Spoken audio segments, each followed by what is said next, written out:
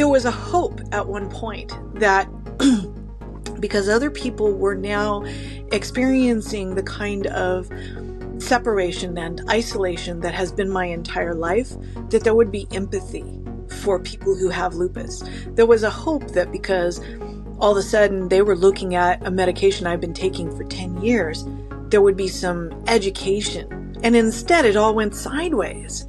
Tala, thank you so much for joining me today. Absolutely. I'm glad to do this. Yeah, so you're an advocate for cultivating a sustainable lifestyle with catastrophic illness and injury. You're a motivational speaker, and you're a physically challenged outdoor athlete. For any listeners who aren't familiar with you, anything else you want them to know about you? Freestyle speed bagger. I do that. That's what I'm sitting under is my speed bag board. I'll be taking a trip to New Jersey for the annual speed bag gathering again this July. Kind of looking forward to that. I hike, camp, want to get more into backpacking next year, if not this year. I'm working on it. With all of my challenges, I have to really be flexible about that from one year to the next. I never know, am I up to this? Am I not up to this? Last year was one of those years. I normally summit Mount Baden-Powell here locally at least once a year. Last year it did not happen.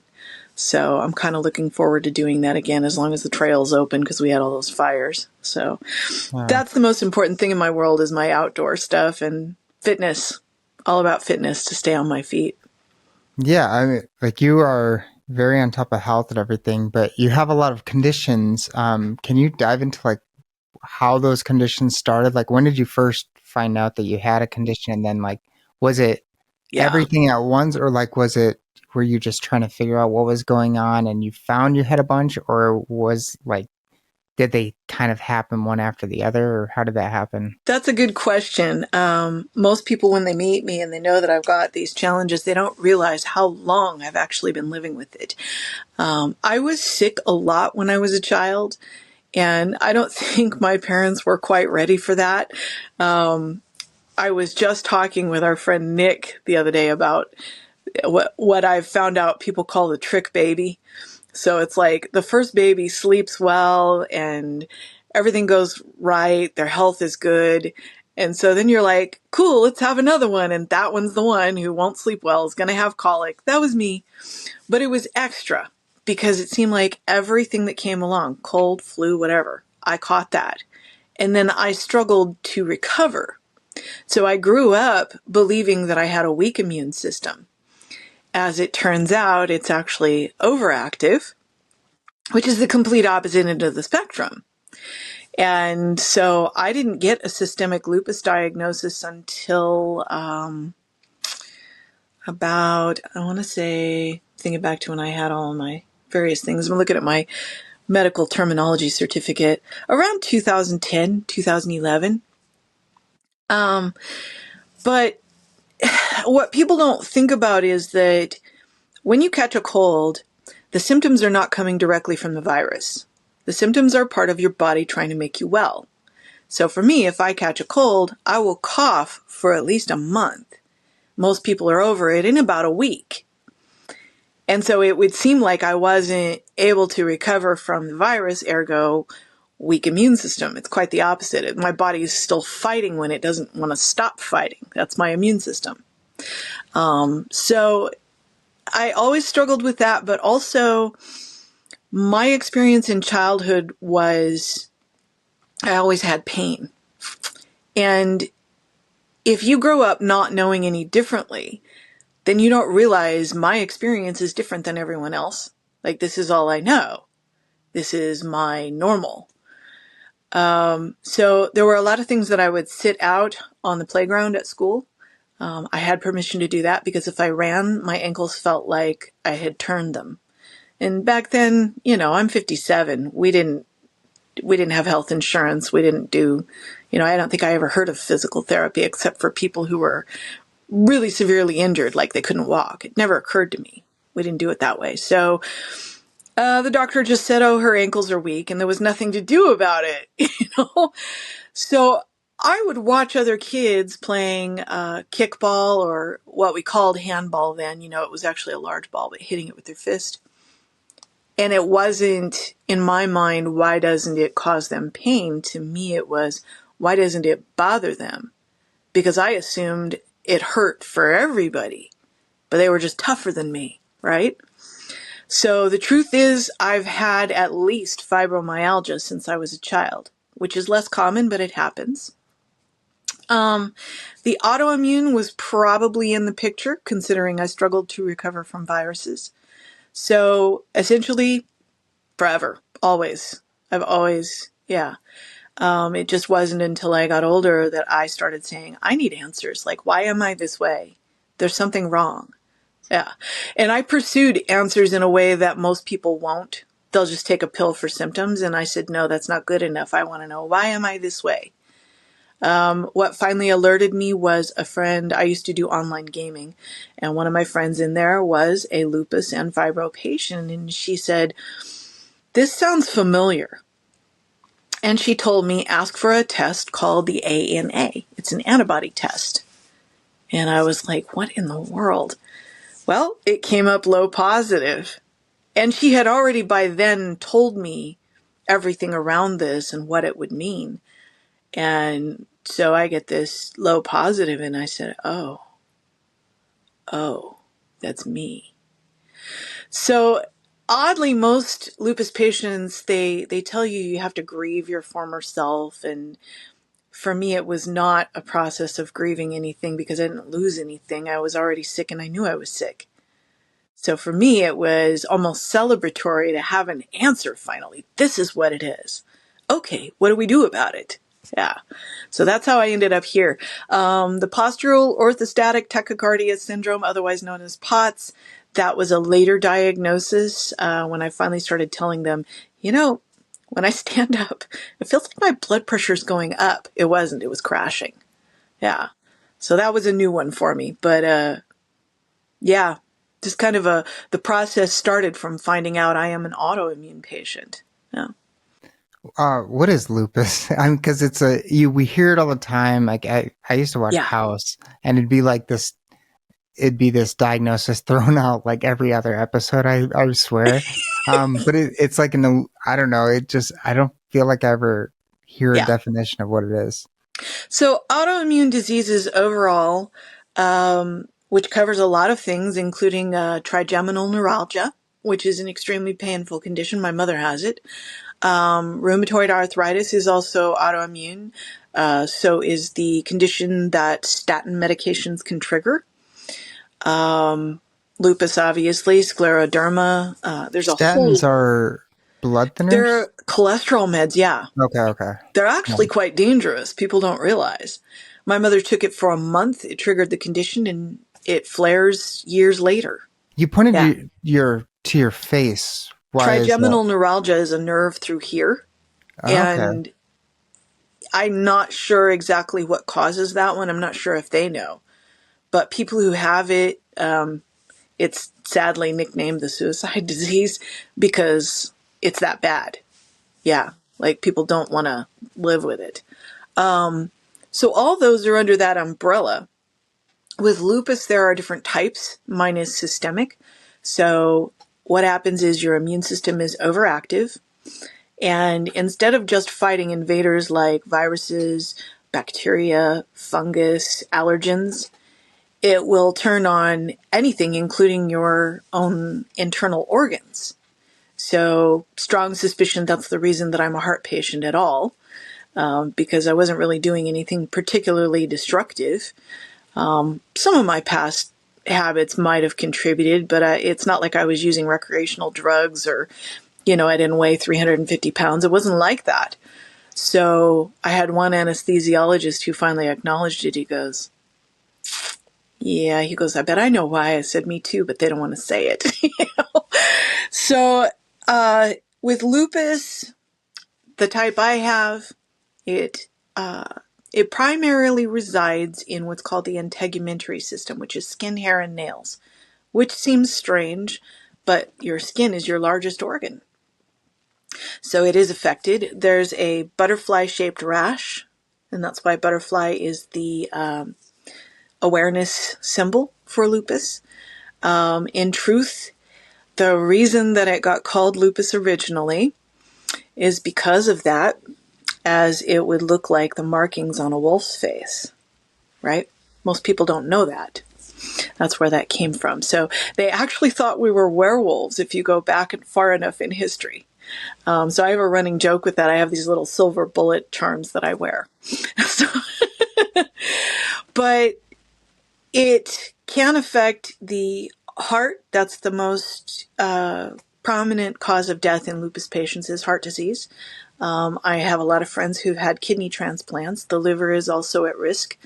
I watch my liver enzymes very carefully on my labs because of that, because I've had some problems in the past. Seems like it's okay right now, okay-ish. So pain is one of the symptoms, usually in the joints, purely because your immune system is attacking and causing inflammation. So I have to stay on an anti-inflammatory diet, not a diet per se, but just the way that I eat, supplements that I take. So the treatment is usually to dial down your immune response. That's dicey. I don't normally use steroid medications because they have such a high risk of damaging other things. So I take hydroxychloroquine, Plaquenil, which most people had no idea what that was until 2020. I've been taking it since 2010. It's been my miracle drug. I stay on as low a dose as possible, but what it does is it dials down the toll-like receptors. So in layman's terms, the system that sends out your fighters, it kind of dampens it down without completely killing it off like steroids do. So we try to approach it with kind of a cautious treatment rather than going with the elephant gun. And for me, that has worked. For some people, it doesn't. Well, it was hydroxychloroquine, and what was the other one? Yeah. It's also called Plaquenil, which Oh, is the okay, same brand. thing, just Yeah. different Yeah, names. same Okay. thing. So that's my form of it. If you know the singer Seal, he has discoid lupus. That's why he has scars. Yeah, Gotcha. Okay. discoid will cause scars. That's the only type I ever knew about when I was younger. I knew a lady who had discoid lupus, and that is more common in the Black community, oddly enough. Yeah. I'm curious, did you get COVID at all? I did. I did. Because hydroxychloroquine was floated as a potential remedy for it. So, like, Yes. uh, It will reduce the symptoms, and there's a reason. So early in 2020, a friend of mine contacted me right away because we have what we call the loopy underground. We chat about stuff privately that most of the public doesn't know. And she goes, "Do not stop taking your med." I'm all, why? She already knew. We researched together. And I started looking at all the symptoms and I went, this thing is the worst nightmare. It's the thing I always said would be the worst thing to ever hit society. It is a contagious autoimmune thing, whatever it is, which was partly true. It triggers autoimmune response. So as it turns out, the virus and the vaccine both can. So I made a mistake early on because I had it at the end of 2019, beginning of 2020, before we knew what it was. My routine is, I've got a virus, stop taking that med for a few days. Whoops. So for me, it actually made matters worse. Once I knew that, I went back on it. Yeah. yeah, wow. Fibromyalgia is a interesting one. Like, my understanding is, like, there's no known cause, and diagnosis is really tricky because there's not a test you can take and somebody's like, oh, this is fibromyalgia, right? Right. Okay. It can be primary or secondary. Sometimes it's hard to say what because it's like which came first. Because I have autoimmune disease and that is a neurological syndrome, not a disease, I think they consider it to be secondary for me. So it doesn't exist singularly in my case, which is usually how it is. Yeah. Diagnosing it is symptomatic, plus there are what they call trigger points. So there's one that's somewhere near the elbow. They're usually near joints. There's some that are on the back and neck. So if they press on those and there's pain, that's considered diagnostically significant. They used to have a certain number. It had to be this many of them active all at once, but they've kind of relaxed the standards for diagnosis on that because they realized it's not that simple. It's different for everyone. But it's 4-quadrant pain for a minimum of 3 months. So it would be upper right and left, lower right and left. So in other words, full body pain, and it's generally muscle. But there's fatigue, a lot of things like that, and presumably tied to Guillain-Barré syndrome. So, yeah. Gotcha. I have to go back because you were saying an anesthesiologist was like, I know what this is, or I know what causes that. I couldn't read between the lines there. So can you can you elaborate? They don't. Okay, so most doctors, first of all, do not like to put their name on a lupus diagnosis. They really do not like to diagnose that. And I'm not sure that I understand the whole thing, but maybe partly because of that whole thing with House, because Yeah. it became a joke in the medical community to a degree. Yeah, I've seen it. I've seen it joked about like I can't remember what movie or show, but like there was a joke like, is it lupus? Is it lupus? You know, something like Which that. springboarded off of House, yeah. Yeah, yeah. So I think like it's complex reasons, I guess, and it's their issue, not mine. I finally told my doctor, I really don't care what you call this, just treat me. Because if it's autoimmune, the treatment is going to be the same. So why don't we get past that? But I did have one doctor who diagnosed it as SLE, so systemic lupus. But I lose my train of thought sometimes. We were talking about, what was the question? The anesthesiologist. Why? Anesthesiologist, Yeah. that. So because they don't like to put their name on that diagnosis, they will also kind of go into that same defensive mode when it comes to issues that arise from it. There's one side of it where a doctor will say it's just the lupus and dismiss any symptoms that are new. And in our minds, most of us always hear it's just the lupus, stupid, because they look at you like that, like, why are you in my office? But when it is idiopathic, that word basically means we don't know what caused it. They don't want to pin it down to, oh, it's because of this, because they can't really prove it. But yeah, he was one who wasn't afraid to at least quietly say to me, oh, idiopathic, do you know what that means? I said, yes, I do. It means you don't know what causes it. And he was like, I do. Well, yeah, you'll say it, but the doctors won't. So Yeah, that happens a lot. what do you think caused it? The autoimmune conditions, Mm, it's just when you've got your own immune system turning on yeah. you and causing all kinds of havoc. Yeah, there's quite a number of lupus patients with various types of heart issues. When they found my condition, it's left ventricular hypertrophy. So when they found it, my ejection fraction was down to 45%, which is how much blood is squeezed out when your heart pumps, when that ventricle pumps. So normal would be 55. I was at 45. And they told me not to expect any recovery. I proved them wrong and then some, because I'm now stable at 65% for the last 5 years, which is athletic conditioning. Yeah. Basically, they made me mad, and I said, really, watch me. So Yeah, that seems to be a theme with you. Like you kind it of is. you're like defiant with the medical community when they tell you like You can't do you that, can't really. do that. Yeah. I love it. I love it. Cuz I mean a lot of people I'd imagine people are not as athletic and not as active in similar situations because well I think we have a well you said you don't like you don't want to just take pills necessarily, like if you can avoid it. And I like that because I mean, I think medications are necessary in some instances, but we are over reliant on them in the US for sure. And, it's not a cure all. Like we treat, we don't cure in the United States or really in medicine period. Most of it is just treating. So Yeah. And I'll tell you what I say about cures is this. And it usually takes people a second to catch up with what I'm pointing out. So they don't like to hear it because they want to think that the doctor has a solution. Cures do not exist. Not in the medical field, not with natural medicine. There's no such thing as a cure for anything. Because I used to tell people, everything I have is incurable. The truth is, there are no cures.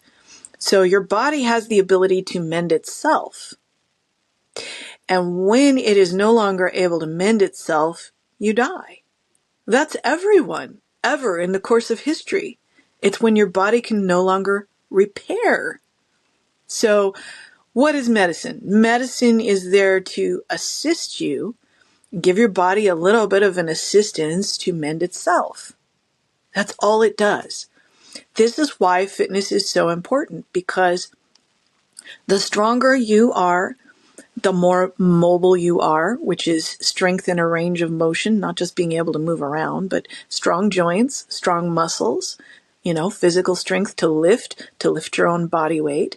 The better your body fat percentage is, mine's too high right now, working on that. All of these things, they're not just for longevity, but your quality of life, which is the most important thing to me. But what it does is it gives you this tactical advantage to being able to mend. My mentor had a stroke that had a 1% survival rate. I didn't hear from him for 3 days. He was in the hospital. And it shocked me when I found out, when he finally got in contact with me. I said, we were talking on the text on the phone, and I said, I need to sit down for a minute, And I said, this would be a weird question to ask anybody else, but it's you, so I'm going to say this. How are you? I mean, he's in the hospital. He had a stroke. Obviously, it's not good. But he understood. And he sent me a picture with a thumbs up with the side that was affected, because he had already begun to recover. This is almost unheard of, but he refused to go to a rehab in the interim. He said, I'm going home. And the nurse was like, no, you're not. He goes, what do I got to do? She said, you got to go down those stairs and back up. He was like, okay. He went home in 1 week. 1 week. After almost dying. So it's purely his fitness level. He's had a number of injuries that was the same thing. The doctor said, this is the only reason you're on your feet. So this is an important story because it affected me. I watched him real time recover, and I was like, whatever you've got, it's next level to what I'm doing, and I want that. And it put me in motion. Yeah. At a point where I was feeling kind of low again. Yeah. yeah, I think that's a good message, because it worries me when people are, they go to a doctor, they get a prescription for something that's supposed to help with whatever they have. And a pattern you tend to see is people increasing the medication over time, which is Yes. like, if you're increasing the medication, that usually means that there's some other stuff that maybe you might need to do around it, that Right. you're relying too much on the medication. And the medication, like you Absolutely. said, it's never going to cure you. It's just usually going to just kind of cover up or reduce symptoms. Like, And what happens when you cover something up, right? So let's say you had a cut. You would clean it up first yeah, and maybe use an antibiotic.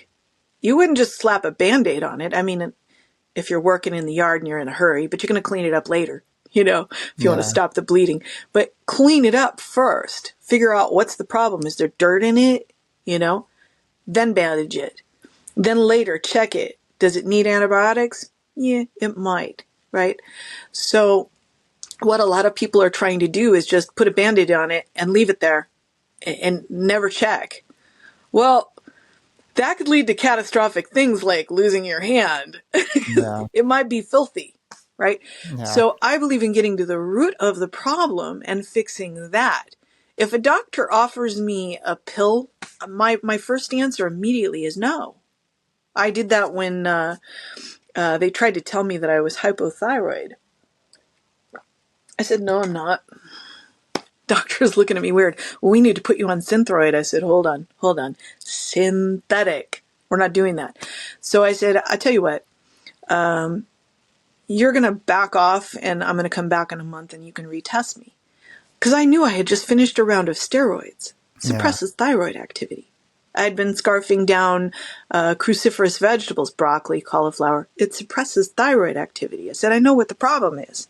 I Yeah. came back in a month and he tested me again and he goes, looking downtrodden, you're not hypothyroid. You don't need to be on Synthroid. And I said, you would have had me on that merry-go-round on a medication I don't need, adjusting it up and down, trying to figure out what's wrong. So it's important for people to say, stop and let me research. And I've avoided a lot of problems because of that. So while I'm watching the rest of the lupus community increase their meds to 3 handfuls of pills a day, I've been doing nothing but get rid of that, get rid of that. Yeah. And we're down to my heart med and hydroxychloroquine, 2 meds. That's it. Yeah, I'm generally healthy, but I have something come up every once in a while. One thing I had was eosinophilic esophagitis, apparently, which is like your eosinophils build up in your esophagus, and the way I found out was I was choking on food. And Holly was like, "Yeah, you're just not chewing well enough." I'm like, "That might be true, but this is how I've eaten my whole life, so that doesn't Yeah. make sense to me." So I went and got a upper endoscopy, and they diagnosed me with this, and they don't know exactly what it was, but they say dairy is a likely cause of it. Oh, okay. So you want to reduce that in your diet, but then they wanted to prescribe me with it starts with an O. It's like a anti-acid kind of thing. Which is the worst choice. Yeah, and I was like, I'm not taking that because if like I'm not taking prescription medications as much as I can. I don't take anything. Used to take a few things, but I just don't even touch them right now. And I was recently reading, and it's Ozemipril or something like that. I can't remember the name of the medication, but it's basically just an antacid. It's not an antacid, but it reduces the amount of acid buildup in your body. Which I'm And sure you know is not the right choice because your yeah, body needs that. Yeah. yeah, and I recently found out it's a potential cause of dementia.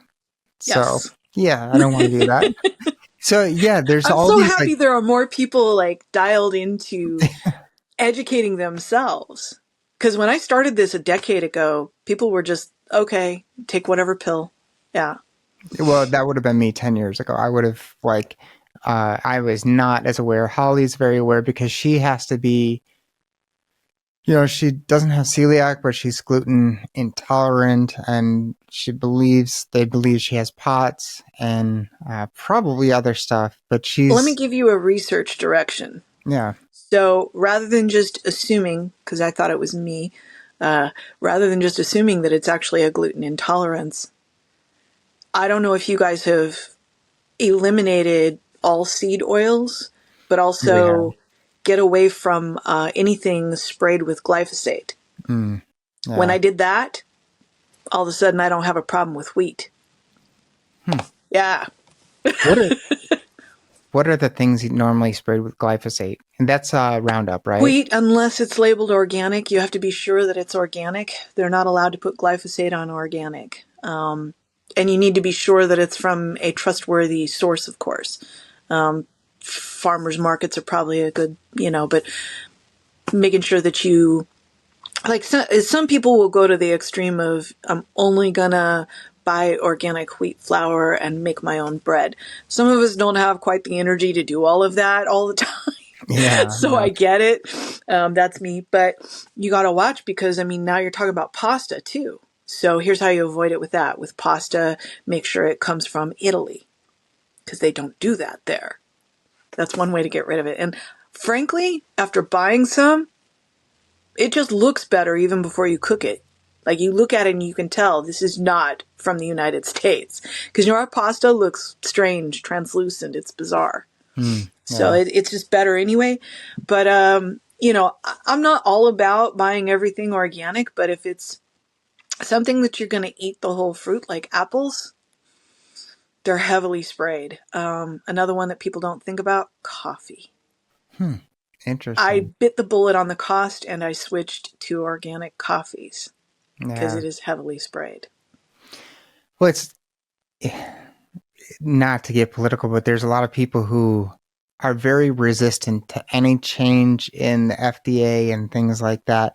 And it's frustrating because 10 years ago, 15 years ago, I was completely oblivious of all this stuff. Then, 10 years ago, Holly and I started dating.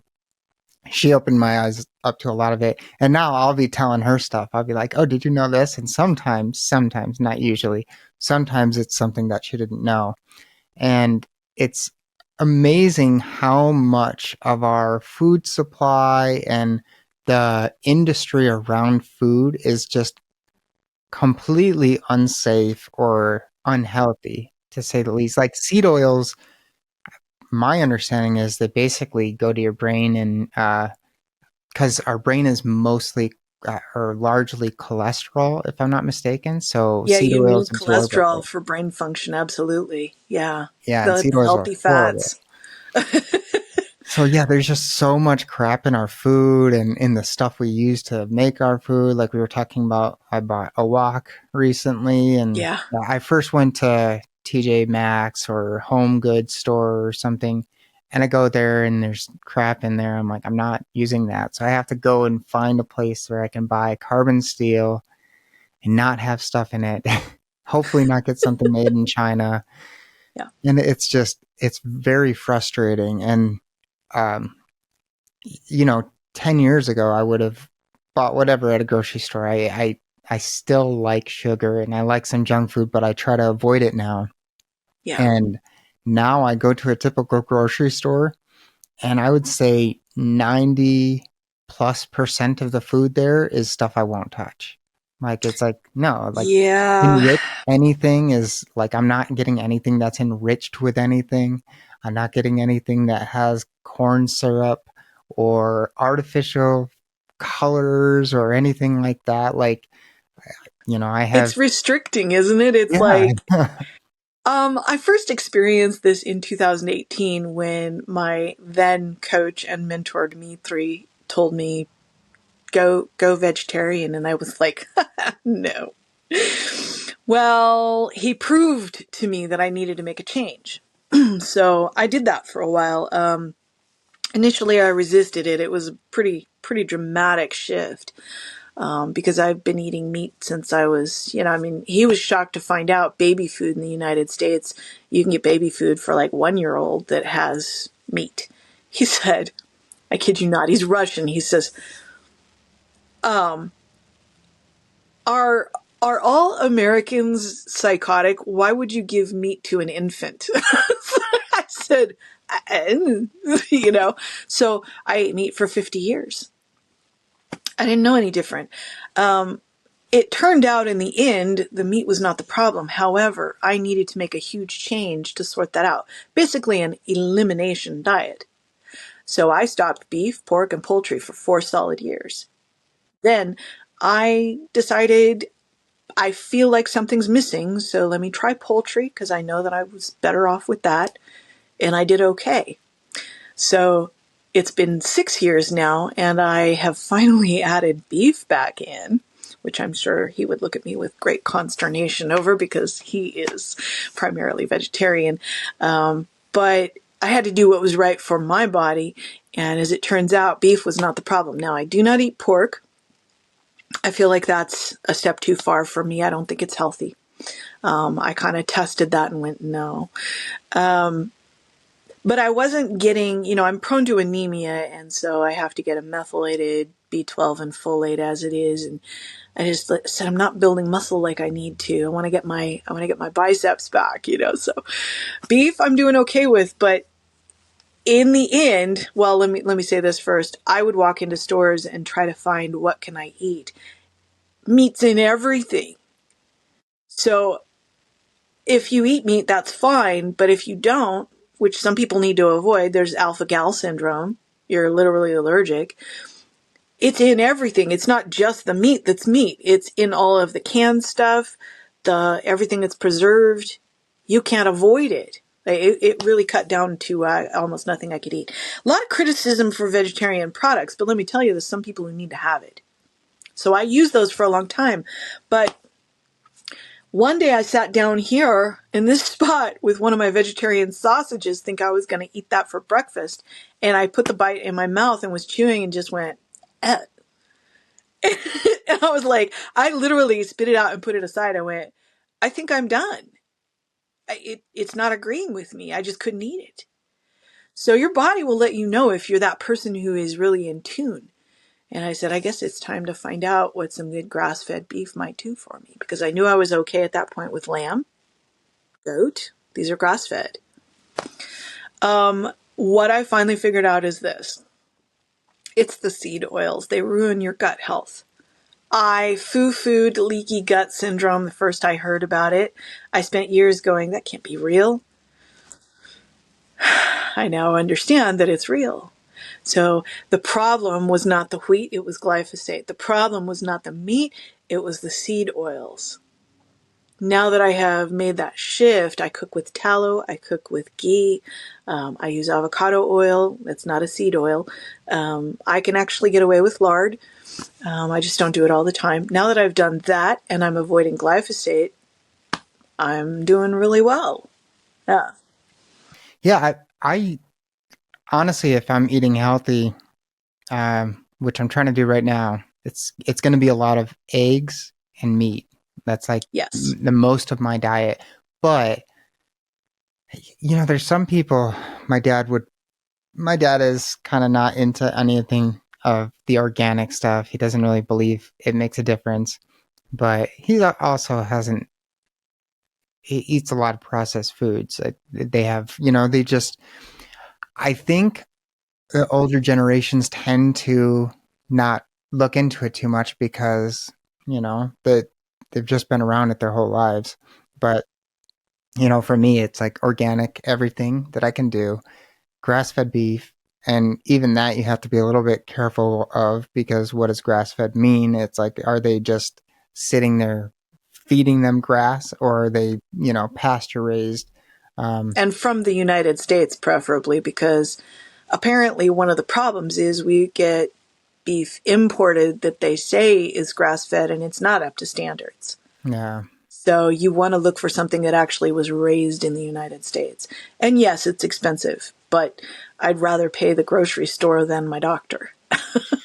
Yeah, definitely. And I think there's like this, there's no doubt that we have more autoimmune issues now than we ever did before. And it's like it can't be genetic. Like there's no way. Like I just don't see it possible that previous generations had all these issues and were just quiet about it. Like I don't think that's even possible. There's a key component. There's a genetic predisposition. Yeah. The problem is our food system is now set up in a way that triggers it. Yeah. Previously, it wasn't. Yeah. Yeah, and we just have so much crap in our food. And like you go to Europe and they don't have all of it. It's like, why do we have it there? It's hard not to like think it's a little conspiracy to a certain degree of like, why do they, is it really cheaper? Like Holly was asking me, cause she's like, no, they're trying to kill us, And I'm like, maybe, but I'm like, I try to be realistic and say, well, it could just be cost. It could just be, it is Yeah. cheaper to do some of this stuff. But then some of it just doesn't even make sense. I was using a toothpaste the other day and I saw they have blue dye in it. I'm like, why? Why do you need Right. dye in a Why do I care what color it is? Yeah. Like, I'm going to spit it in the sink. yeah. It just doesn't make sense. And like, I've slowly, I mean, like I said, 10, 15 years ago, I would have been eating all the crap. But then I slowly started paying attention to what was in the food. I used to get Subway every once in a while. And then I found out they have crap from yoga mats, yoga mat material. Like it's a product using yoga mats. They have that in their bread. I don't know if they still do, but 10 years ago they did. And I'm like, yeah, I'm not going to eat that. It kind of makes everything a little bit less appetizing. And then I think Skittles not too long ago found out there was like a carcinogenic thing in Skittles. And it's like, there's They nothing. got rid of the red M&Ms when I was young for Hmm, the same reason. I'm like, we got rid of the red dye M&Ms. Why is there red dye in other stuff? yeah, Nobody can explain that. yeah. I'd rather see something natural, beet juice. And I know a lot of people are triggered by this, but the cochineal, the insects that are on prickly pear cactus, Mm, they create a natural red dye, and people are like, "Oh my God, there's bugs in that." I'm all, so what? Use yeah. cochineal. I'd rather that than some cancer-causing synthetic stuff. I don't care. I used to have a lip stain color that had that in it. People were like, you're putting bugs on your lips. I'm like, there's a certain amount of bugs in our food. You don't see me freaking out. Yeah. Now, Yeah. I understand it. I do. I'm not like going somewhere and eating cricket tacos. That kind of skeezes me out, but that's just me. Yeah. Yeah. Well, do you know where Holly told me this recently? Do you know where citric acid comes from? It's a fungus. Yeah. That Yeah. most, I mean, not all of it. It can come from fruits like you would expect it to, but a lot of it comes from a mold, from some kind of, it's not black mold like your dangerous black mold, but it's a mold that it comes from. And it's People like, can be allergic to it. yeah. And it's, I'm only aware of that because I have a pretty severe mold spore allergy. It developed when I lived in Oklahoma, which these days would be an immediate cue to go, is this autoimmune? But back then, yeah. So I would get sick and think that I had a really nasty cold and it wasn't a virus. So I've been living with that a long time. I'm the mold detector. If I walk into a house, I can tell you if it's there. I can smell it. Most people can't. so do you have to avoid things with citric acid then for the most part? I don't, thankfully, but I mean, I suppose there's a remote possibility that it could be a mild trigger. I don't think I've had a problem with it. My preference, though, is malic acid because that is something that, check this out. So There's this is benefits to magnesium. malic acid though, right? Like Yeah, malic acid. magnesium malate. This is what I take. Yeah. So fibro patients are typically deficient in magnesium and malic acid. So that's why I take this one. And this diminished the rest of the symptoms that I was dealing with after I got everything as managed as I could. That's been a vital supplement. So it's So good for malic you. acid has that tartness as well. Okay. Yeah. Yeah, I was actually looking at malic acid like a week or two ago, just because after learning about the citric acid, which was only a month ago that Holly told me this, I was like, I saw malic acid in a supplement or something, and I looked it up and it looked good, but I didn't look deeper. I'm like, is there any bad source of any of it or anything like that that people have to Seems worry to be about? good. Okay. And you can be deficient in it, so it's kind of an important one. Some of the better quality, because I like salt and vinegar chips once in a while, but since I've stopped seed oils, there's only a couple of brands that don't use seed oils. There's some now on the shelf. Boulder something is one of them. Boulder's the one They we get a use lot. avocado oil, Yeah. yeah. Yeah. So the salt and vinegar ones sometimes have malic acid. That's what I look for. Yeah. Yeah. Okay. Well, what does it do? Like, what is it, the It's positive? sour flavor. No, And like the health benefit of it. you know what? That I would have to look up because it's been a while, but I just remember seeing that it would help with diminishing fibro symptoms because most fibromyalgia patients are deficient in it. I can't remember the exact, what you would call mechanism of action with a med, but yeah, it seems to have helped. So I've stayed on it. So, with your diet, it's seed oils that you avoid. Um, with your poultry, I'm curious because poultry is always, from what I've learned, it seems like it can be a very dirty meat source if you don't get it right. Like Tyson, I won't. If I can avoid it, I'm not going to eat anything from Tyson because I just don't trust them. And I've seen the conditions that they have their chickens in. It's just I'm not looking. I'm not against eating animals, but I'm against animals being treated like crap. And Yeah. I think you can have an animal live a fairly normal life until they're killed for food. But yeah, keeping them in like a tight quarters where they can't move, and if they do ever get the chance to move, they would break their bones because It's they not haven't healthy. developed Yeah. the muscle to support it and stuff. Yeah. And if So they're not healthy, then you have to assume that if you eat it, you're not going to be healthy. I mean, it's a food chain. See, we're part yeah. of the food chain too. Yeah, it's not about just Um, what you eat, it's about what you eat eats. yeah, Exactly. That's all. It all matters. There is Harmony Farms is my source for grass-fed beef bone marrow, and the only place I can get it around here. I don't know if it's a local place. I can't remember, but they are at Clark's Nutrition in my region. And they also have little packages of, like a thigh and leg for poultry. So I've had no problems with Harmony Farms products, even if I'm looking at the price on the grass-fed bone marrow and I'm like, let's just get the regular one. It seems like whatever comes from that particular farm is good, whether it's the grass-fed, the high-end stuff or Mm. not. Yeah. So I would say, after eating their products, I feel okay. So I'm going to say that's a higher quality than what you're going to get at random supermarkets. Yeah. Yeah. Do you find, because you're in Southern California, do you find, because California has always kind of been like early to get on top of like health trends and stuff like that. Is it way easier to find the food that you need in California versus other places? Yes, with a caveat, it depends on where, because I grew up in LA County. I grew up in the LA County Strip in the South Bay.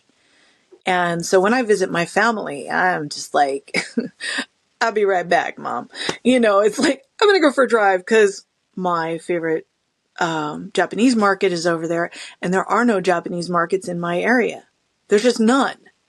So I can't just go to the Japanese market and get a decent quality of raw fish that I'm safe to eat raw. It hasn't been handled that way. The closest place that I can get that, I won't pay their price for the seafood. I go there for the beef. And that's a 99 Ranch. It's about, I want to say 26 miles. So if I want sashimi fish, I got to go 70, 80 miles actually over to where my family is, or 80 miles down to, I think there's one in Huntington Beach. It's a long drive. So if I'm over there visiting, I grab a bunch and I bring it home and I'll freeze some of it. So it's not convenient, but in Southern California in general, yeah, it's easier to find certain things. One of the most profound moments was I had posted some pictures of the produce section at Stater Brothers one time, and Dimitri, all the way in Siberia, his comment after a moment was, "So much food." I was looking around going, I was thinking about the quality. He's looking at the amount of it. And I thought, man, we don't appreciate. We don't appreciate it enough. How easy it is to walk into a market and go, I want this, this, and this, and it's all there. We experienced otherwise in 2020 and 2021. And while everyone else was freaking out, I was like, you just experienced Russia. You now get it. So it bothered me. It was challenging, but I didn't have a meltdown over it because I grew up a survivalist. I was already prepared for that. It was inconvenient at times, but I wasn't scared because I already knew I have a dehydrator. When I get fruit, I can preserve it. I've got canned goods, which I don't like to eat, but they're there. At one point, if I had to feed both of us without setting foot outside the house for like 3 months, I could have done it. So that's what I do. But yeah, there's a lot, like, you want Mexican food, you can go get Mexican food. The Indian food's not so good here. It's better up north. But all the different types of cuisine, and the grocery stores are well stocked now. You can get different types there's an international aisle. Not all states are that way. You go to other places, they might have a few things, but they're going to be extra expensive. Now everything's expensive for everyone everywhere, but I would say this region, as far as finding a large selection, it's more affordable. I'm not paying, $5 for one avocado, which I've seen in North Carolina. So it is very different. Yeah.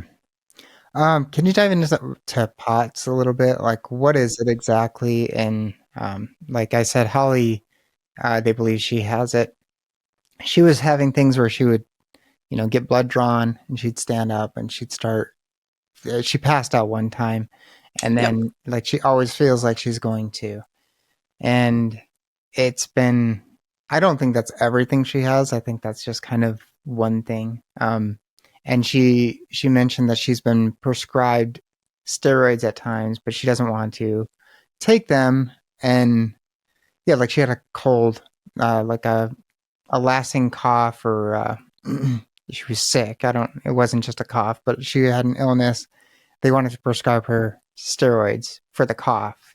And it's like, well, the problem isn't the cough, and steroids hurt your immune system. So there's problems with that. So yeah, Yeah. I'm curious to hear your thoughts on POTS.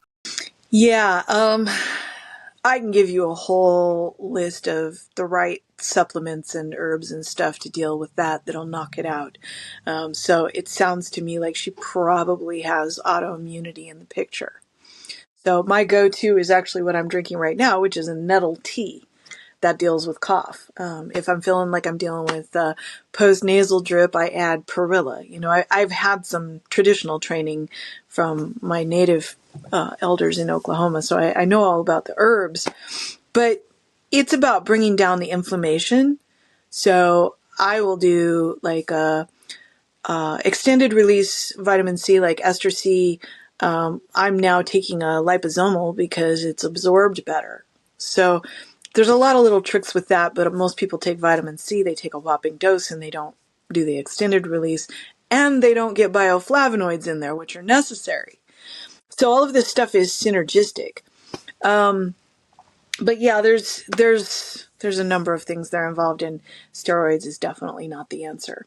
So with POTS, it's one type of dysautonomia. So your autonomic functions are things that you don't have to think about: your blood pressure, your heart rate, your digestive system, respiratory. You don't have to think about breathing. You just breathe. It's all of those things that do what they do. Body temperature regulation, perspiration, all of that.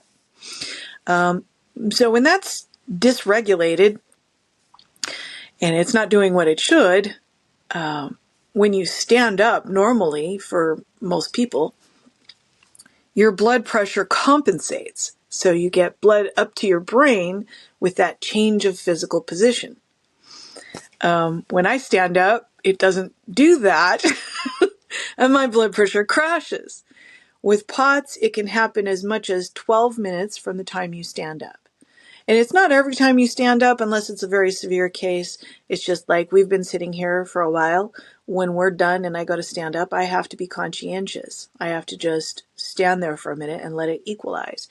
When I get out of my car in a parking lot, some days that's pretty bad. So I'll look around for a grocery cart and use that as what we call a stealth walker. I'm holding on to something, because generally it's going to hit me, depending on how far I parked, halfway across the parking lot or just inside the door or maybe outside the door. I have pre-syncope, so I have not passed out as a result of this, but I get very lightheaded, and it could happen. Because of that, they can't increase my blood pressure med, which I'm only on the alpha beta blocker for my heart rhythm problems now, and I got rid of the ARB. My blood pressure is fine, but they were concerned at one point about it being too high, and my primary doctor was trying to elevate that, and my cardio said, if we bring your blood pressure med up, I looked at him, I said, I'll pass out when I stand up. He goes, yeah, we can't do that. So you just kind of you got to find that happy medium because of that. As it turns out, regulating my heart rate with alpha beta blocker works really well. So as to what causes it, we're once again in that zone of we don't know. It can be primary. That's the only issue. Or it can be secondary as a result of everything else. And it's presumably neurological, but could also have an autoimmune tie-in. A lot of things do. So it just dysregulates. I could be going through my day perfectly fine, apart from the fact that when I stand up, my blood pressure crashes and it takes a minute. Some people use the trick of tightening their lower body muscles, the large muscles, to help bring that up. It can help. So just clench those muscles if you feel like you're going to pass out.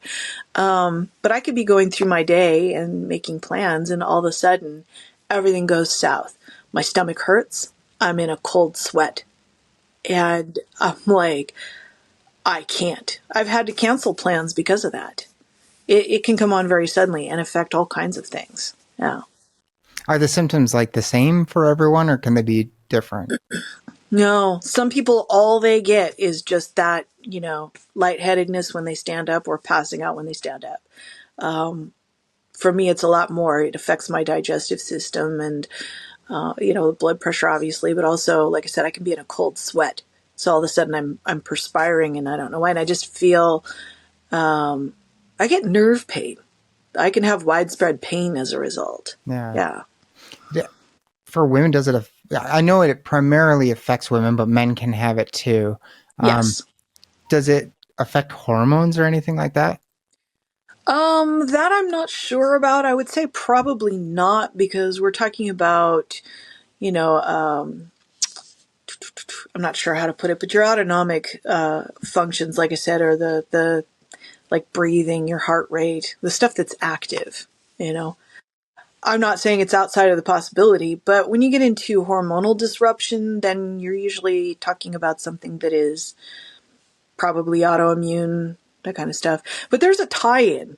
There definitely is a tie-in. It's just sometimes they'll put things in a suspected category. Fibro is that way. Fibromyalgia is suspected of being autoimmune, but I don't think they've ever actually said yes, it is. Yeah. Is POTS something that does it get worse with time, or is it pretty manageable?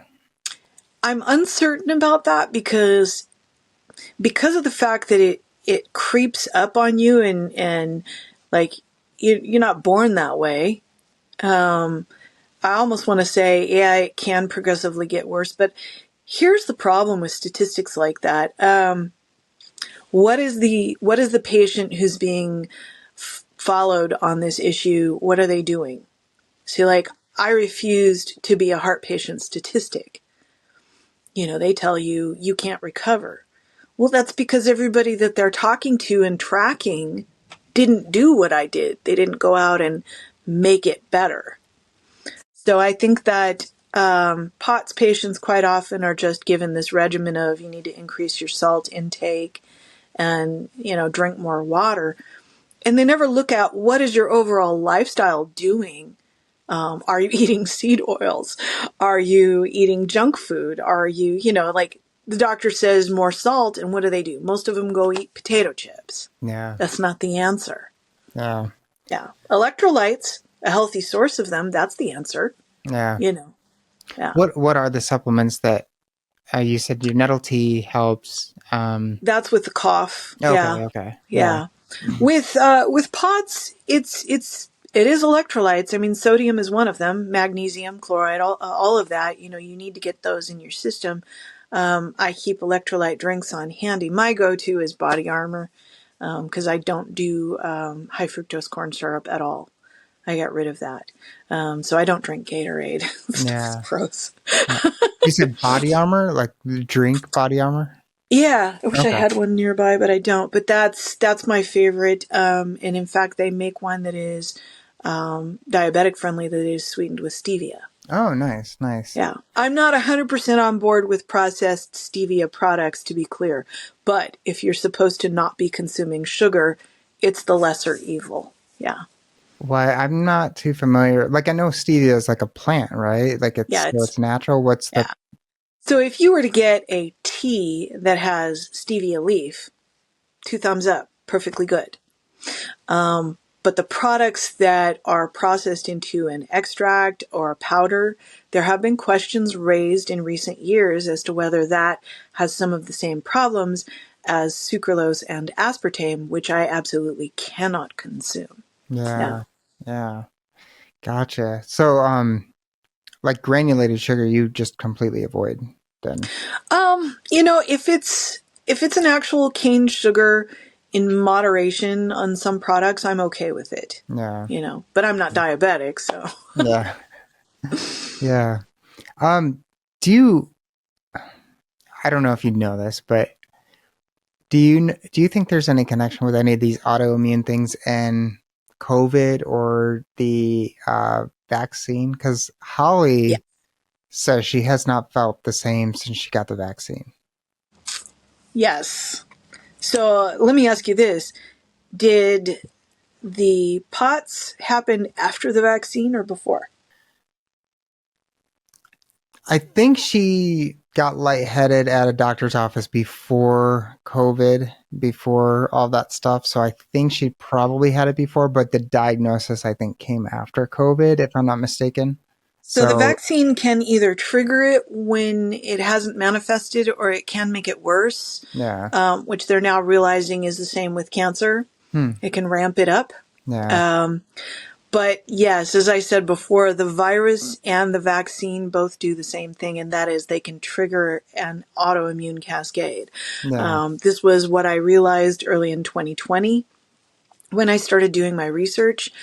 And I said, everybody who has a genetic predisposition is now at risk because you could have the predisposition your whole life.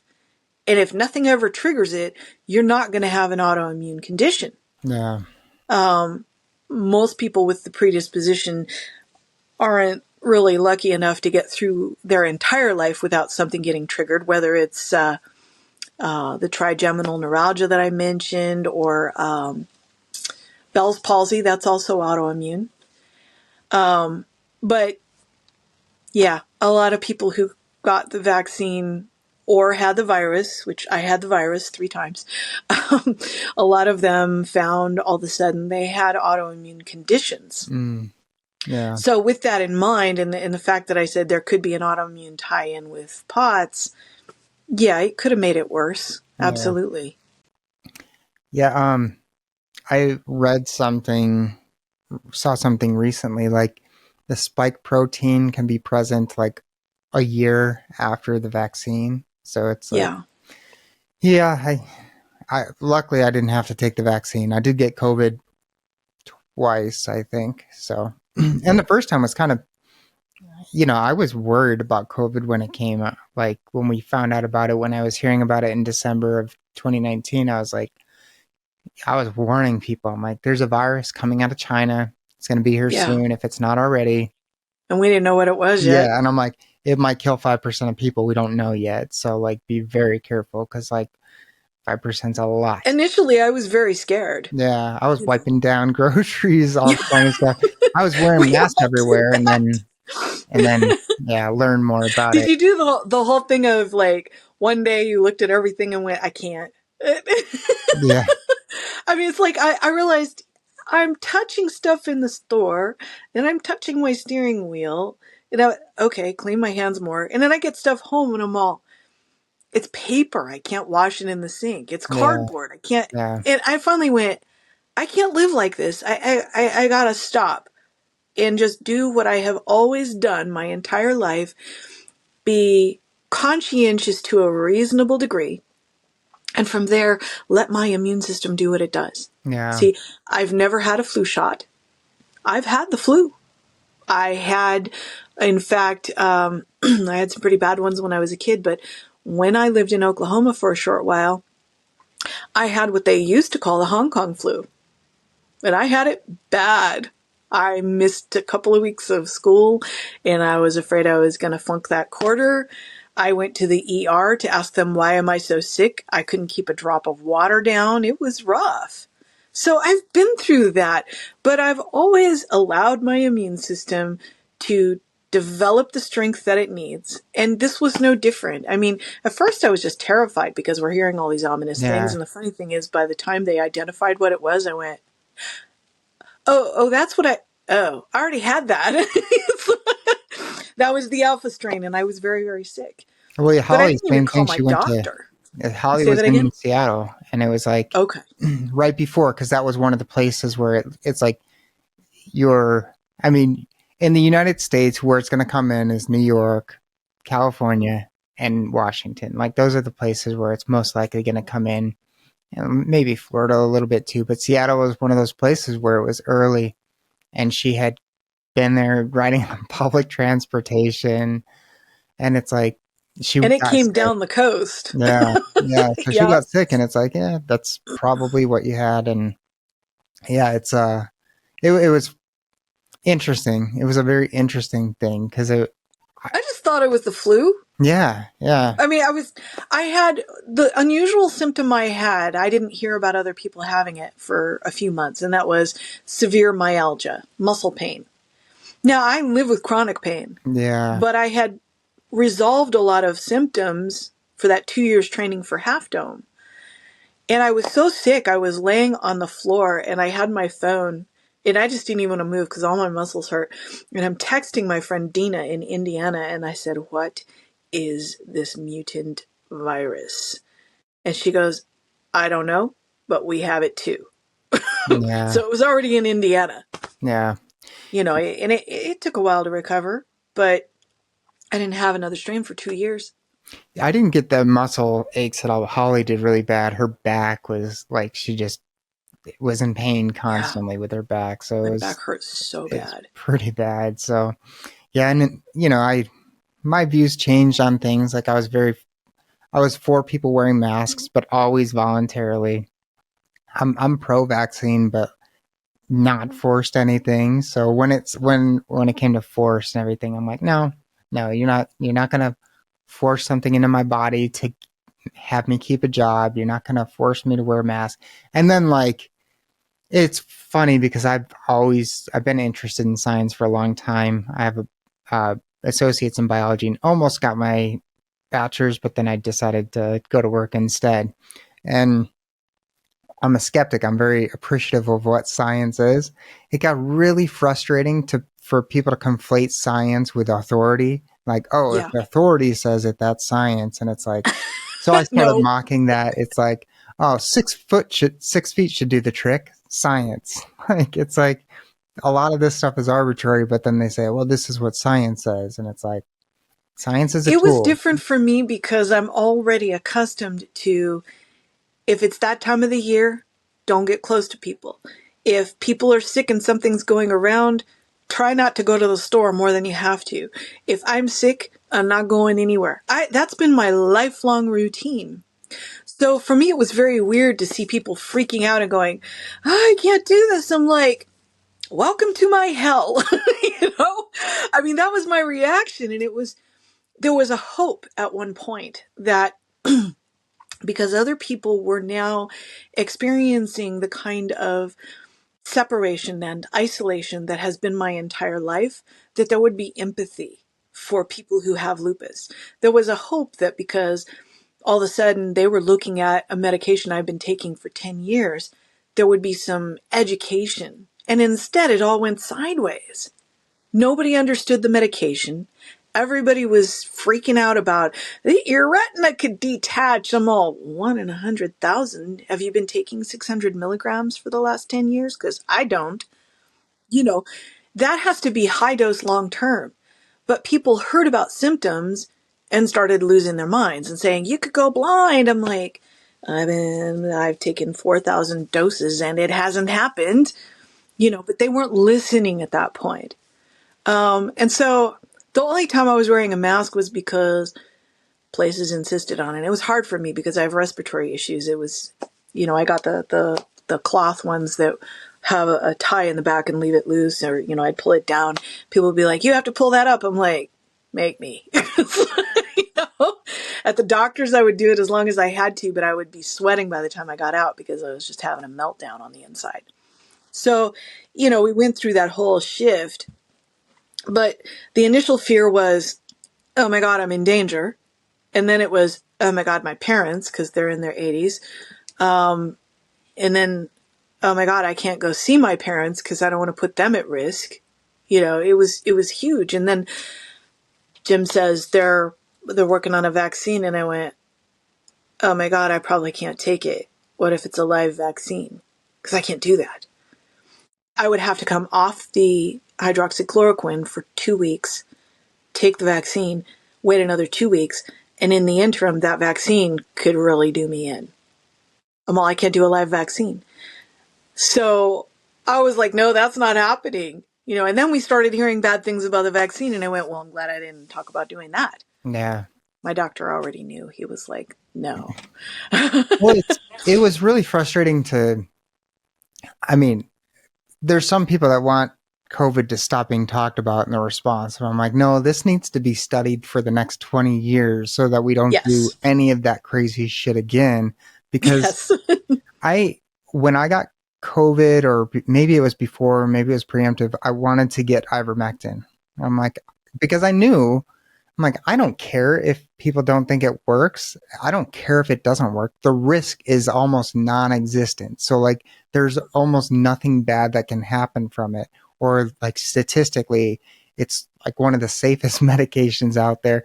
And I would tell people that. I'm like, this has been on the World Health Organization's list of essential medications since like the 70s.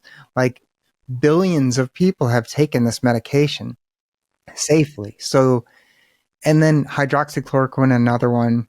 Um, and you would hear people call them experimental. Like, no, we're not rats in a cage that you experiment, or guinea pigs or whatever. We shouldn't have experiments on us. And then those same people, when the vaccine came out, which was clearly experimental because you can't experiment, they're like, sign me up. And it's like, wait, so you think a medication that's been around for 60 years is experimental, but this thing that just came out a few weeks ago is not? Like, I'll go you one you better. know, Hydroxychloroquine has been the gold standard for treating lupus for 65 years, more now. It's been used longer than that. It's an anti-malarial, yeah, but that's only for treating lupus that it's been done for that long. And it's extremely safe, especially compared to the older formulations. So this yeah, is the thing, they politicized it to reject it. And you're right, ivermectin actually is effective. I know that with some people it's not popular to say that, but let's look at it from a scientific perspective. Technically, a virus is a little teeny tiny parasite. hmm, Okay? yeah, So it stands to reason, and I looked at the mechanism of action, how it works. It does work. So for me, in my household, we were using the hydroxychloroquine because I have it. But the stand-in would be, of course, quercetin. Everybody found out about that. yeah, It's a zinc ionophore, which helps the zinc get in there and stop the replication of the virus. That's all it does. yeah, Very simple. The problem with using quercetin instead, which is a great antioxidant, is it lacks another component, and that is that whole thing of damping down the overactivity of the immune system. That's what hydroxychloroquine, which is essentially quinine, does. So what I would tell people at that point was, okay, go get tonic water, yeah, Q-tonic or Fever Tree, the high quality stuff. Get on Amazon and order a tonic water syrup, or a tonic syrup, and which is what I got for my parents. And I said, here's how you need to use it, because I already knew. So it's to prevent that overactive autoimmune response where your immune system's going to turn on you. Quercetin won't do that. Yeah. Well, I think I had to go to some pharmacy outside of Utah. I had to get it shipped to me to get ivermectin, and I was so pissed off when this happened because I got a prescription, like a normal prescription for ivermectin, and I tried all the They wouldn't pharmacies and fill they it. wouldn't fill it. And it's like, this is insane to me. Since when do pharmacists have the ability to override a doctor? Like Yeah. a pharmacist, their job is to mix the medication to make sure there's no bad interactions. And that's pretty much it. Their job is not to overview a doctor or to override a doctor and say, no, they can't prescribe that for this. So I was asking them, I'm like, so you guys will just deny a prescription? And they said, if it's prescribed for COVID, then yes. Which, again, like we're dealing with some of the safest medications around. Like, And they were denying people hydroxychloroquine as well, using yeah, the excuse that they were trying not to short people like me. But it was again, that was politicized and hyped because we got 8.5 million doses from Israel. They sent it to us. yeah, So where were we short? And where did those doses go, by the way? Because suddenly they disappeared. yeah, So what my pharmacist did, she's been with me a long, long time. She knows which of her patients are autoimmune and when they're going to need their meds and how much. She was smart. She stockpiled enough to get us through that crisis. So what she had was set aside for us there. Personally, I'm the person who would have said, I'll reduce my dosage if you need to give somebody else some of it so that they don't, die. Yeah. Yeah. But see, lupus patients overall tend to be that way. There was a shortage several years back of methotrexate, which is a chemotherapy drug. A lot of lupus patients who are more severe are taking that. Well, the pills are kind of rough because you got to Yeah. spend one day out of your week taking a series of them. And so a lot of them are on the injectable. The problem is this. The injectables where the shortage was, and it's also used for pediatric cancer patients. I am so proud of the lupus community in a situation like that because they all stepped up and said, I will switch to the pills. Please save that for the babies. Yeah. Yeah. That's awesome. Yeah. That's amazing. And, I knew people who who got really conspiratorial about the vaccine, thinking it was like meant to kill people and stuff like that, which I never thought. But I've always been of the opinion that COVID was one of the largest transfers of wealth we've ever seen. It's probably the biggest transfer of wealth we've ever seen in our lifetime. And the people, it was weird. And again, not to get political, but there were people that I used to be politically aligned with that were always, anti big pharma. And then to see them switch like a light switch to be like, oh, pro big pharma and Pfizer, a company that had to pay billions in fines for lying in studies before, now they're suddenly a good company. It's like, no, like this hasn't changed. These are the same crappy companies that we were dealing with before. And it only makes sense to me that they did not want people to take ivermectin and hydroxychloroquine because they wanted to funnel people into the vaccine. Yep. It I would seems like agree. it was a money grab. Yeah. And it was government funded money grab. It was like the government's going to pay for everything, but you know, there's still people making money off of that, and it's weird that And it people made us didn't grasp that. question everything. Yeah, Like we've had to now question all of the other stuff and you know, they're trying to push, and I'm like you, I try to be very conservative about making conspiracy theory yeah, yeah, accusations, but they are so trying to push the mRNA type. And the bottom line is, for someone like me with active autoimmune disease, it is a very bad idea. Which means in turn that if you have the genetic predisposition, which could go undetected your whole life, you're never going to know. If you take this vaccine, you're going to find out. So it is a problem. I had to kind of dig into some research to find out, are they trying to switch the flu vaccine to this? Yes, they are. Have they done it yet? No, I don't think so. Because my mother was even asking questions at that point. Because, they're avoiding it. At their age, with their health issues, they don't need more problems. And they've always done the flu vaccine. I mm, don't, but they do. So I researched it very thoroughly and said I would double check at the pharmacy, but so far as I know, they don't have it in circulation yet. Now, next year, that may not be the case. They may have actually implemented it. At which point I'm going to tell my mom, I really recommend you not do this. And this is, you know what? I'll just put the disclaimer out there for both of us, everybody listening. We are not medical professionals. We are not offering you medical advice. You do what you and your doctor decide to do.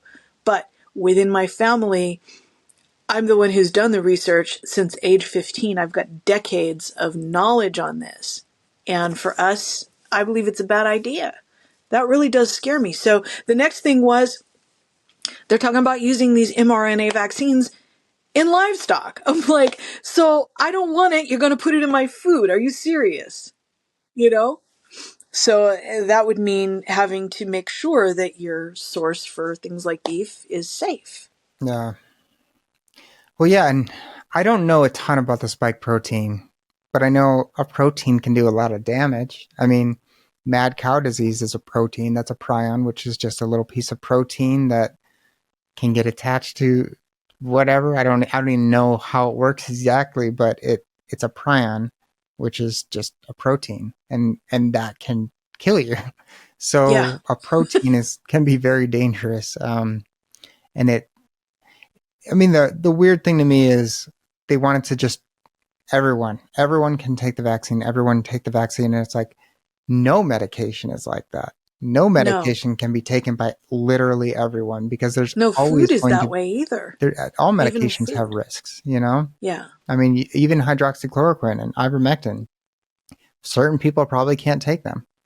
Some And people are allergic. yeah, Yeah. so it's like you have And to it take, can be severe. I had a friend who actually had a rare allergy that was so severe. But she ignored the warnings. Like, she knew that something wasn't right in her body, but she kept taking it. So, yeah. like, for a month, and she ended up where she couldn't walk for a while. Oh, wow. So Wow. she had it's uncommon. Like, Yeah. she's the only person I know who's had that severe of a reaction. But it's important to understand it's possible, right? Just like some people have alpha gal syndrome from a tick bite, they're allergic to red meat. Mm, So you have to know that, yeah. right? It can happen. I wasn't familiar with alpha-gal syndrome. That, yeah, I considered that at one point that it might be a possibility considering I was not doing well with red meat.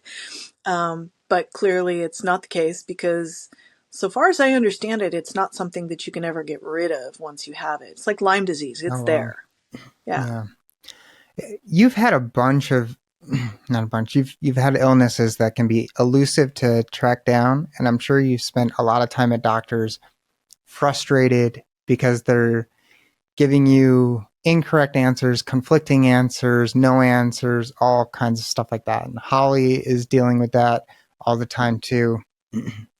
How do you deal with that? Like, what is like, how do you find the right doctor that's going to help you and get you the answers that you need to get? How do you deal with the gaslighting that you get? I mean, doctors hate it when you question their authority.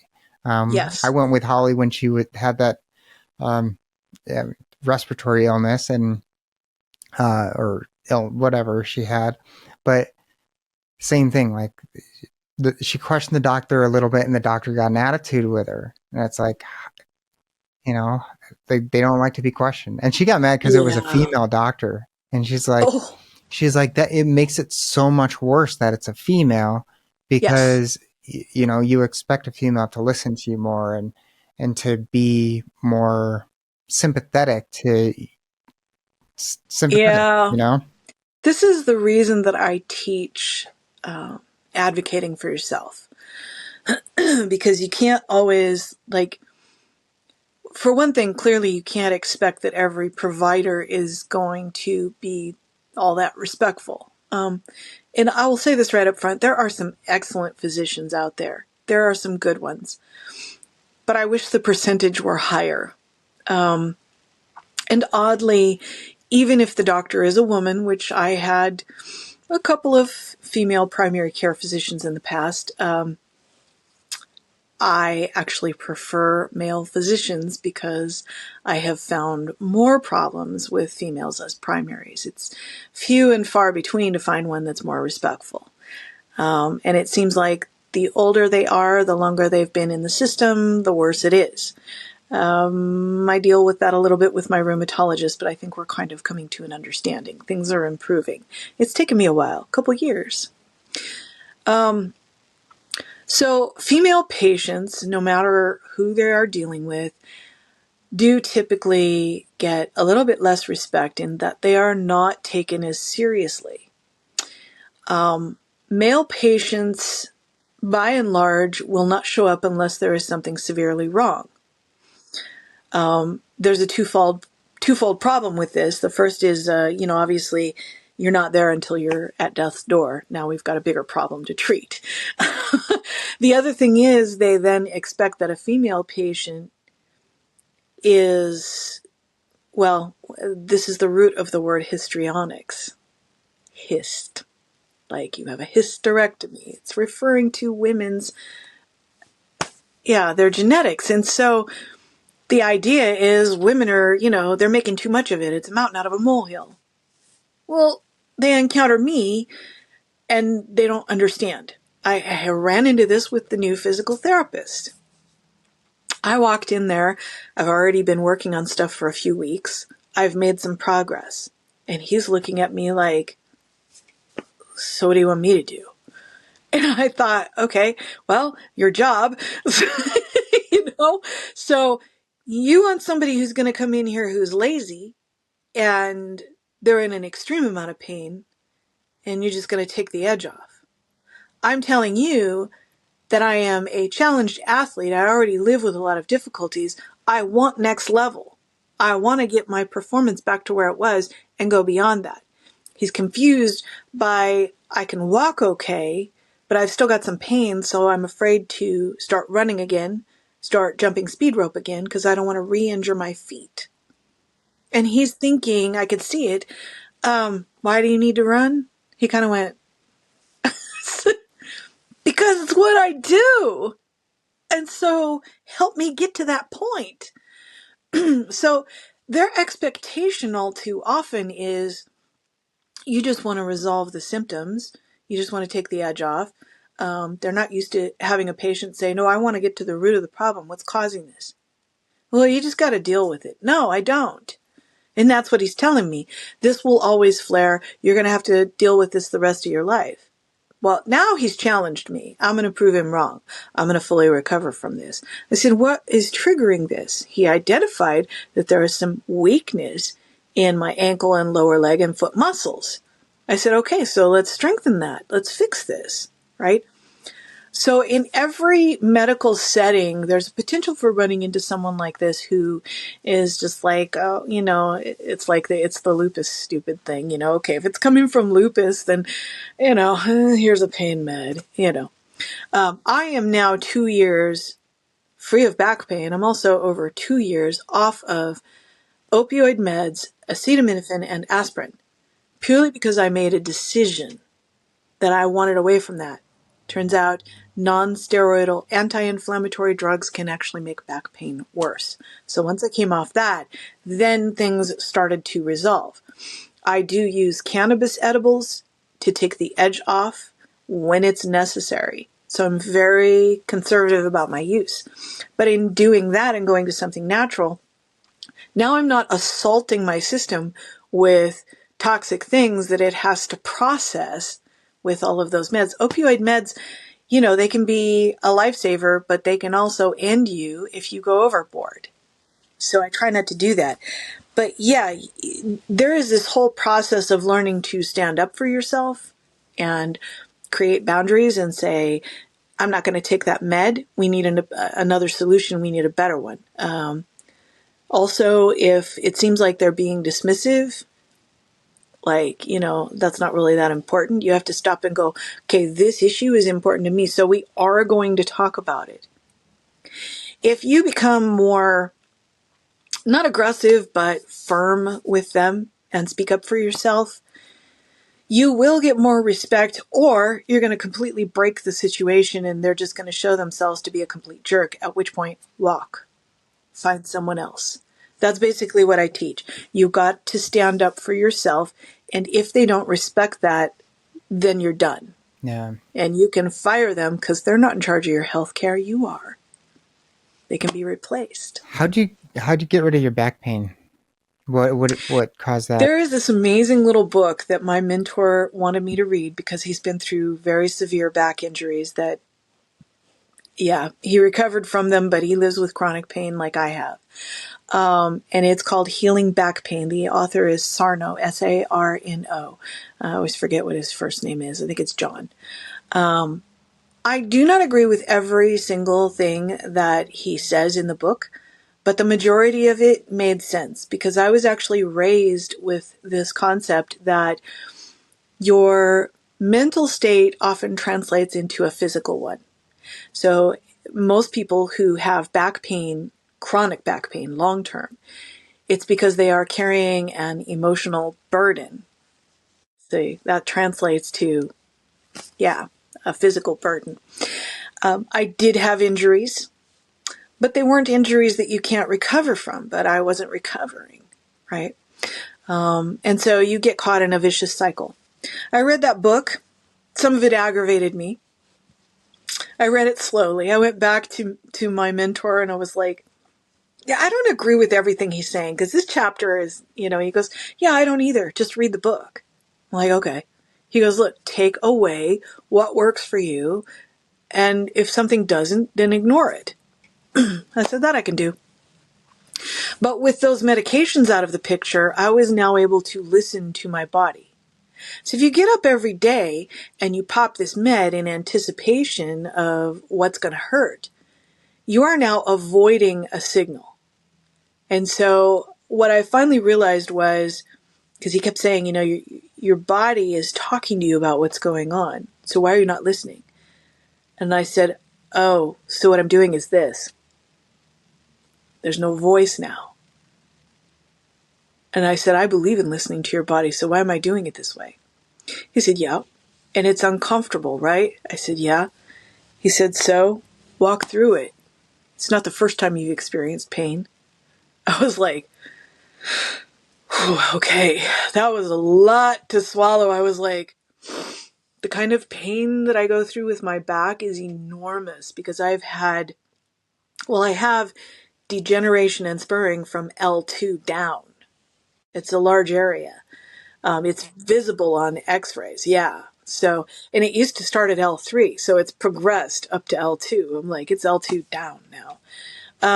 I had a sacral torsion and sprain to the sacroiliac joint. So I fell and landed on my rear end, which pushed the hip up and forward. And it sprained the SI joint, which isn't like these kind of joints. It shouldn't flex very much, but it did.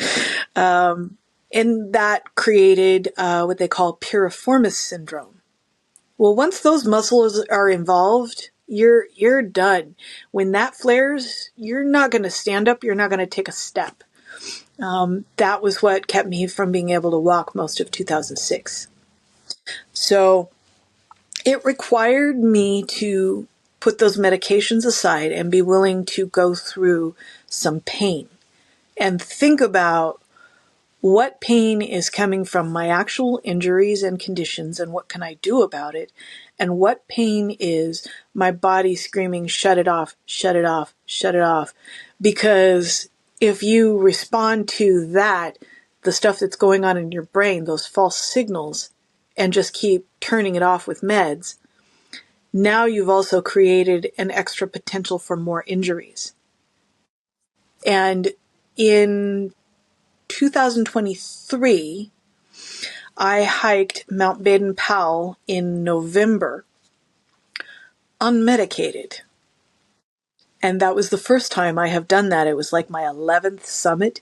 It's the first time I've done it with nothing in my system, not even the cannabis edibles, nothing, because I wanted to listen.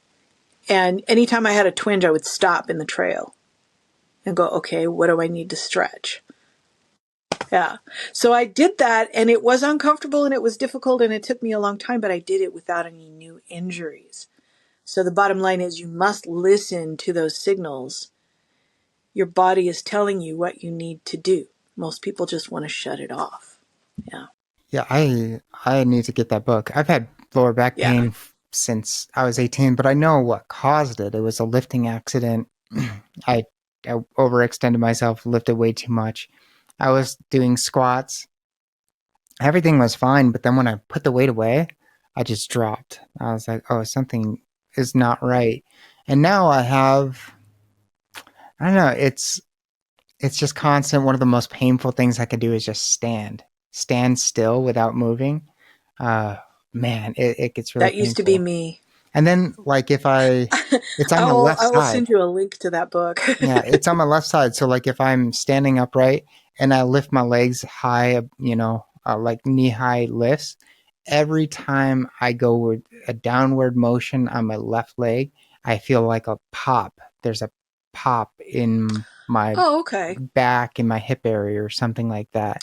Right. It's So not painful, but it's I can hear it and I can feel It's it. a clunk. I've Yeah. had that. Yeah. So some of that can be perfectly normal. I know it sounds weird, but for some people, there's something about my structure. The PT said, yeah, as long as it doesn't hurt, don't worry about it. Mm, So the clunk may or may not be relative to your pain. interesting. Yeah. So remember, sometimes you have to kind of separate those out. It may not be, yeah. Yeah. Um, I but have found this little, it's like a little wooden thing and it's got some holes in it and it has these balls that you put in there. It's for yeah. psoas massage, stuff like that. Oh, I yeah. use that on my lower back and Those are good. it's Yeah. actually helped a lot because I can put that pressure right where I can feel the muscle hurts. I can get a little pop from it. Have you ever Um, done physical therapy for it? no, I haven't. Okay. So if you've got the coverage, because I know some people don't, but if you've got that, if you got have access to it, ask for a referral specifically to someone who is sports medicine Mm, trained. That's okay. very important because there's some basic PTs out there that don't get it. And just Yeah. say, you know what? I used to be really physically active. I want to be able to do this and this and this. And then they understand you're not just trying to be able to walk up and down stairs. Yeah. Yeah. Okay, cool. What started you summiting mountains? You know, I grew up hiking and camping. My dad used to put me in a carrier on his back, and that was my first experience on the trails in Yosemite. And he actually summited Half Dome. I think it might have been before I was born. But I grew up looking at those slides and always thought, I wish I could do that. But I thought it was way beyond me. And as I got further into the whole advocacy thing and awareness and talking about not accepting limitations, I realized I'm imposing a limitation on myself. I love to hike. I've been doing it my whole life. So why can't I do that? My dad did that. My dad did that in the cheap leather combat boots that he had from when he was in the army. And we got all this equipment now, and I see people doing that all the time. And I watched a documentary of this guy hiking Half Dome for his 70th birthday. And I was coming up on my 40th, and I was like, why am I not doing that? You know, it was before I got very, very sick. But I decided I want to do that. And I asked my brother, I said, you want to do this with me? He goes, yeah, sure. So I thought I'll train for 2 years. And then we were living out in Banning, which is very much desert. It was very hot, a lot of UV exposure. I would work in the yard and come in and think I had strained my back. There may have been an element to that, but as it turned out, I'm photosensitive and I was cooking myself. The UV was too much and I was causing flares before I knew what that was. I didn't have a diagnosis. So that led into that year of being on the floor for the most part. And if you can't walk, you can't hike. And that whole dream just slipped from my fingers. So it was a number of years to recover and get to the point where I was like, I think maybe I can plan for this again. So all total, once I started training again, it was 6 years to prepare for that. It takes me longer. At that point, my brother was unwell and he had to tap out, so he couldn't do the hike with me. There may be some things coming in 2026. I'm not dropping all that publicly yet, but just there's something coming. So, needless to say, he's obviously doing better, so we're going to be hiking together. Yeah. But yeah, it's just been a lifetime of doing this, and I realized at some point, rip the limitations off. If I want to do something, I should make the attempt. You know, I still want to do El Capitan. I still want to do Cloud's Rest in Utah, Angel's Landing, all kinds of stuff on my list. The Trans Catalina Trail, because you can solo through hike. It's a safe environment. No mountain lions, no bears, no coyotes, none of that. Yeah. Awesome. Yeah, I've done Angel's Landing. It's really cool. Oh Really cool. boy. It's a hike. But yeah, I'm afraid of heights, but I'm going to do it anyway. I'm approaching 40. I'm like a month and a half away from being 40 and I'm kind of my birthday gift to myself is better health. That's like I'm like as the year was coming closer to approaching, I was like that's what I'm going to do. I'm like by 40 I'm going to be less body fat. I'm going to be in better health. That's all I want Yep. for my birthday, actually, is just to be in Same. better health. So Same for I love it. 58. Yeah. And then my goal is to be in the best shape of my entire life before I hit 60. Yeah. That's, Yeah. And it's yeah. possible. I mean, like, I see, oh man, like, I'm not a big calisthenic person, but I see people do like, I swear that it's always in like a generally uh, not very well off neighborhood. You find these old people just doing these amazing calisthenic workouts, and it's like That's what I ripped do is bodies calisthenics. when they're like 70 something years old. And it's like, it's cool because it shows you that, like, the process of aging that we see everybody or most people go through is not how it has to be. It doesn't Yeah. have to be that. And you can work on yourself and make sure that that's not the case, and defy the odds. And that it reminds me of your no excuses philosophy. Or Yeah. yeah, I would love for you to dive into that a little bit. Like, what is Yes. that, and like what started that? First, let me ask you a question. Have you heard of Ernestine Shepherd? Do you know who she is? Ernestine Shepherd? I don't think so. No. She was a competitive bodybuilder who started at my age. Huh. Interesting. And she was built. I mean, Yeah. she still is. Yeah. But she's dialed it down because she's much older now, but she started at my age. It's amazing. So people like that are out there who are quite inspirational. If you look at C.T. Fletcher, who he was amazing in his day. He had a bit of a decline because he had to have a heart transplant. He's on a lot of meds, but he's kind of having a comeback moment now where he decided, I need to get fit again. He's never been a slouch, but he knew he needed to reduce his body fat percentage and build muscle again. He's amazing. So there's all kinds of examples that are older than both of us. Yeah. So the no excuses, this is funny. When I started live stream broadcasting, I originally had the name Tala's Tracks. As I was, traveling and hiking. Nobody would pronounce my name right. I would come into a broadcast and they would call me Talis. I'm like, because there's no apostrophe. They weren't understanding. I'm all, I can't with this. I can't with this. So I switched it around a little bit. And Greg Lopez would tease me about it if I had added something else on the end. He's all, why do you have Tala in your name twice? That's kind of like conceited. He's trolling me. He's being funny. But I was like, okay, that's not going to work. So that's one of the reasons I would tell people, just call me T, please. So I said, I need to rebrand kind of. And by that time I had been using the hashtag no excuses because it's part of the whole fitness mindset and somewhat stoic philosophy as well, everything that I was doing. And I'm looking at the screen one day, like, I got to change this. I got it. So I put the underscore to separate it, Tala underscore no excuses. And I stayed with that because it worked. People understood what my name was, all except for the ones who call me Talia. Read it. So no excuses became the brand, and it's good because then people know right up front what I'm about. Oddly, some people who are new to it, I would say mostly trolls, mostly people that are just looking to start trouble, but they want to apply it to everything, some trivial conversation. And I'm like, no, if I tell you that I'm, let's say allergic to gluten, I can't eat, I can't eat bread, then that's not something that's covered by no excuses. I'm not going to eat bread. It's like that. So they try to apply it to weird things. I'm like, basically got to where I would tell people, I would explain to you what it's about, but you're just going to have to decide that you're actually interested and go read my bio. But it's basically that if you are capable of even making a start on something, then you should. If it's something that you want to do. Just like taking those limitations off and saying, I'm going to hike Half Dome. There's no way that I was even remotely capable of doing that when I made the decision. But I set a goal that was bigger than myself, bigger than me.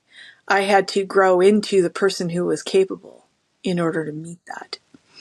And so along the way, there's no excuses, If if it means getting up at 4 a.m. because it's going to be 110 degrees today, then get up at 4 a.m. and leave before the sun is even close to being up, which is how I ended up rebranding again into First Light Warrior. So I've got a separate account with that name. And that First Light, most people don't realize, is not sunrise. It's about an hour before sunrise. And I went with that because historically warring sides would use that as a tactical advantage.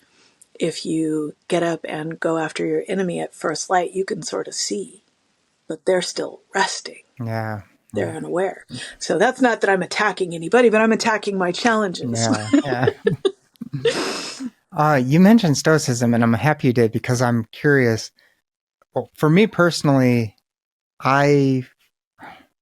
Stoicism isn't something I originally studied. It was something that I was picking up on without realizing, without like calling it anything. And then Yes. once I started Same. learning about it, I'm like, oh, I'm a Stoic. That's Yeah. the philosophy I've been embracing over the last few years, but I didn't know about it. Is it something that you pursued and read about, or is it something that you just kind of adopted without realizing it? I came into it the same way you did, but then when I realized there's a name for this, then I kind of dug into it further. And I had already been reading Marcus Aurelius here and there without knowing anything about that being a thing, right? When Yeah. you get into spaces discussions on X, then you find a lot of people, in the Stoic community online, people like Bryson, you get to know that there's other people out there, so then it becomes a thing with a name. But yeah, it was a part of my lifestyle and philosophy before I had a name for it as well. Yeah, that's cool. That's cool. You are an advocate for sticking up for people who are maybe more vulnerable, can't always stand up for themselves. Is that just something you've always been about, or where did that start? Yeah, kind of. I think because of my own history, when I was young, and I don't know if this is because I was so unwell, but I got picked on a lot when I was in grade school. We didn't use the word bully back then. I never heard that word. I mean, you would hear it maybe here and there, but they didn't use that word in the school setting to say this person has been bullied. And you never heard that, so it was just, I was picked on. But I was the little girl that the other kids would be like, if you play with her, I'm not going to play with you. That was my position. And I was teased pretty incessantly, and actually I was mistreated by a lot of the teachers in the school system. There was a lot less regulation on it back then. We knew that there was a 6th grade teacher who would get into fist fights, with the students. And it was like, oh my gosh, I don't want to be in Mr. Grayson's class when I get to that age. What's going to happen? The story was that he actually threw a student down the stairs once, so we didn't want anything to do with that. And it starts with the younger grades, with this adversarial relationship. Now we've gone too far the other direction. There's got to be a happy medium. But because of that, I understand what it's like to be not emotionally equipped for that environment. Some kids are really tough. They've been taught to be. They've been taught to be, level-minded in tense situations. I just didn't have it in me. I understand it a little better now because, we've talked about the neurodivergence. I had never realized that was me. So I have a different perspective of it now. I can also see that it runs in my family. And we knew, like I'm dyslexic. So is my dad, so is my brother, so is my niece, so is my nephew. Oh, wow. So there's a lot of that would be indicative. We just didn't know. When I was a kid, you would assume that if somebody was on the spectrum, they would be nonverbal. They would be locked in. And that's not always the case. So because of that, I think that I didn't really kids can be vicious if they see something different, they'll hone in on that. There's a pack mentality, a mob mentality. So because of that, I'm sensitive to it. And I've posted about it a couple times recently because there are some videos. There was one of someone who is clearly on the autistic spectrum, and he's being robbed on a subway and nobody steps in. And I was like, people are criticizing him saying, stand up for yourself. He hasn't been taught how to. He doesn't know. Another was someone with Down syndrome. And they're like, why isn't he fighting back? Because he doesn't know. He hasn't been taught. He doesn't know what to do. So we got to be compassionate and sensitive to that, you know? Yeah. Yeah, I think it's weird. I mean, I've seen a lot of videos where they show some were more experimental, but um, Social there's experiments, yeah. there's a psychological thing where if there's tons of people around something, everyone else is assuming that somebody else is going to help. So like nobody does Yes. anything, and it's like no, My brother has talked about that a lot. People will look at others for a cue yeah, of what to yeah, do. People are sometimes surprised when I bring this up, but my brother's a semi-professional photographer, and he does some for models. He does nude photography. So if he's out somewhere on some abandoned road and they're doing a photo shoot, if someone pulls up by in a car or is hiking, they'll be like, "Oh my gosh," yeah, because they don't notice right away. But then they look around. Is anybody else bothered by this fact that there's someone naked? You know? And when the model goes, it's fine, they go, oh. And a lot of them will say, do you mind if we watch for a bit? No, no problem. You know? So, yeah, we kind of tend to check each other for cues on what to do. And if nobody is stepping in to help someone who's being assaulted, yeah, it kind of expands to where, yeah, nobody is going to do anything. yeah. It's messed up. Like I saw one where it was they staged like a kidnapping uh situation Yeah. to see who would intervene, and like almost everyone. I was like flabbergasted by it. Like almost everyone was like, just kind of looked like that was weird, but then kept walking like it was nothing. It's like you see, I think it was a child or something. It was a child, and it's like you see a Yeah. child get taken, and it was like very. I mean, it was staged, but it was like a It's kidnapping. disturbing. Yeah, it's like And I've been on that side of it because I was in an abusive relationship when I was 17, 18 years old. So you know what they used to tell you is, well, don't yell help, yell fire. I'm here to tell you that doesn't work either mm, because people know. And no, I had multiple incidents where nobody helped me. yeah, Yeah. yeah, it's So this is a deep rooted societal problem that I yeah. feel like really needs to change. Yeah. Well, and you're right. Like we look at others for cues. So if everyone else is confused and not doing anything, then you're going to be confused and not doing anything. But you have to be. I mean, you have to be the person who's willing. If there's 30 people, Risk. you have to be the one willing to step out and say, no, something's not right. I don't care if 29 other people are sitting there, twiddling their thumbs, thinking that everything's okay. Like this is clearly something that's not okay, and everyone else's. Uh, Did you see the yeah, video of, this was a social experiment, the video of, there's like a waiting room area with chairs and there would be a tone and everybody would stand up, but one person was actually there for something and they weren't in on it. Have you seen that? I don't think so. It sounds familiar though. So they would play this tone and everybody who's in on it would stand up and then sit down. And eventually the person who wasn't in on it would start doing that. And they're looking around wondering, why are we standing up? But they're following what other people are doing. So then one of those people would leave. And eventually all the people who were in on it had left. And there were all people who were not in on it. And they're all, every time this tone sounded off in that office, they would all stand up. That is very telling. Now I'm the person who would be like, why are you standing up? Go back to what I'm doing. But that's just how I was raised. I don't follow along just because it's what other people are doing. That's what we need more of. Think for Yeah, yourself. yeah, we really do need more. independent thinkers. And like, yeah, I mean, even Seinfeld made like, I think one of their last episodes was a joke about that, about not doing something and they get thrown in jail and stuff. So, yeah, I mean, it's funny in that sense, but it's something serious. Like if something really bad is happening around you, you have to be the one to speak your mind. And I tend to speak my mind too freely.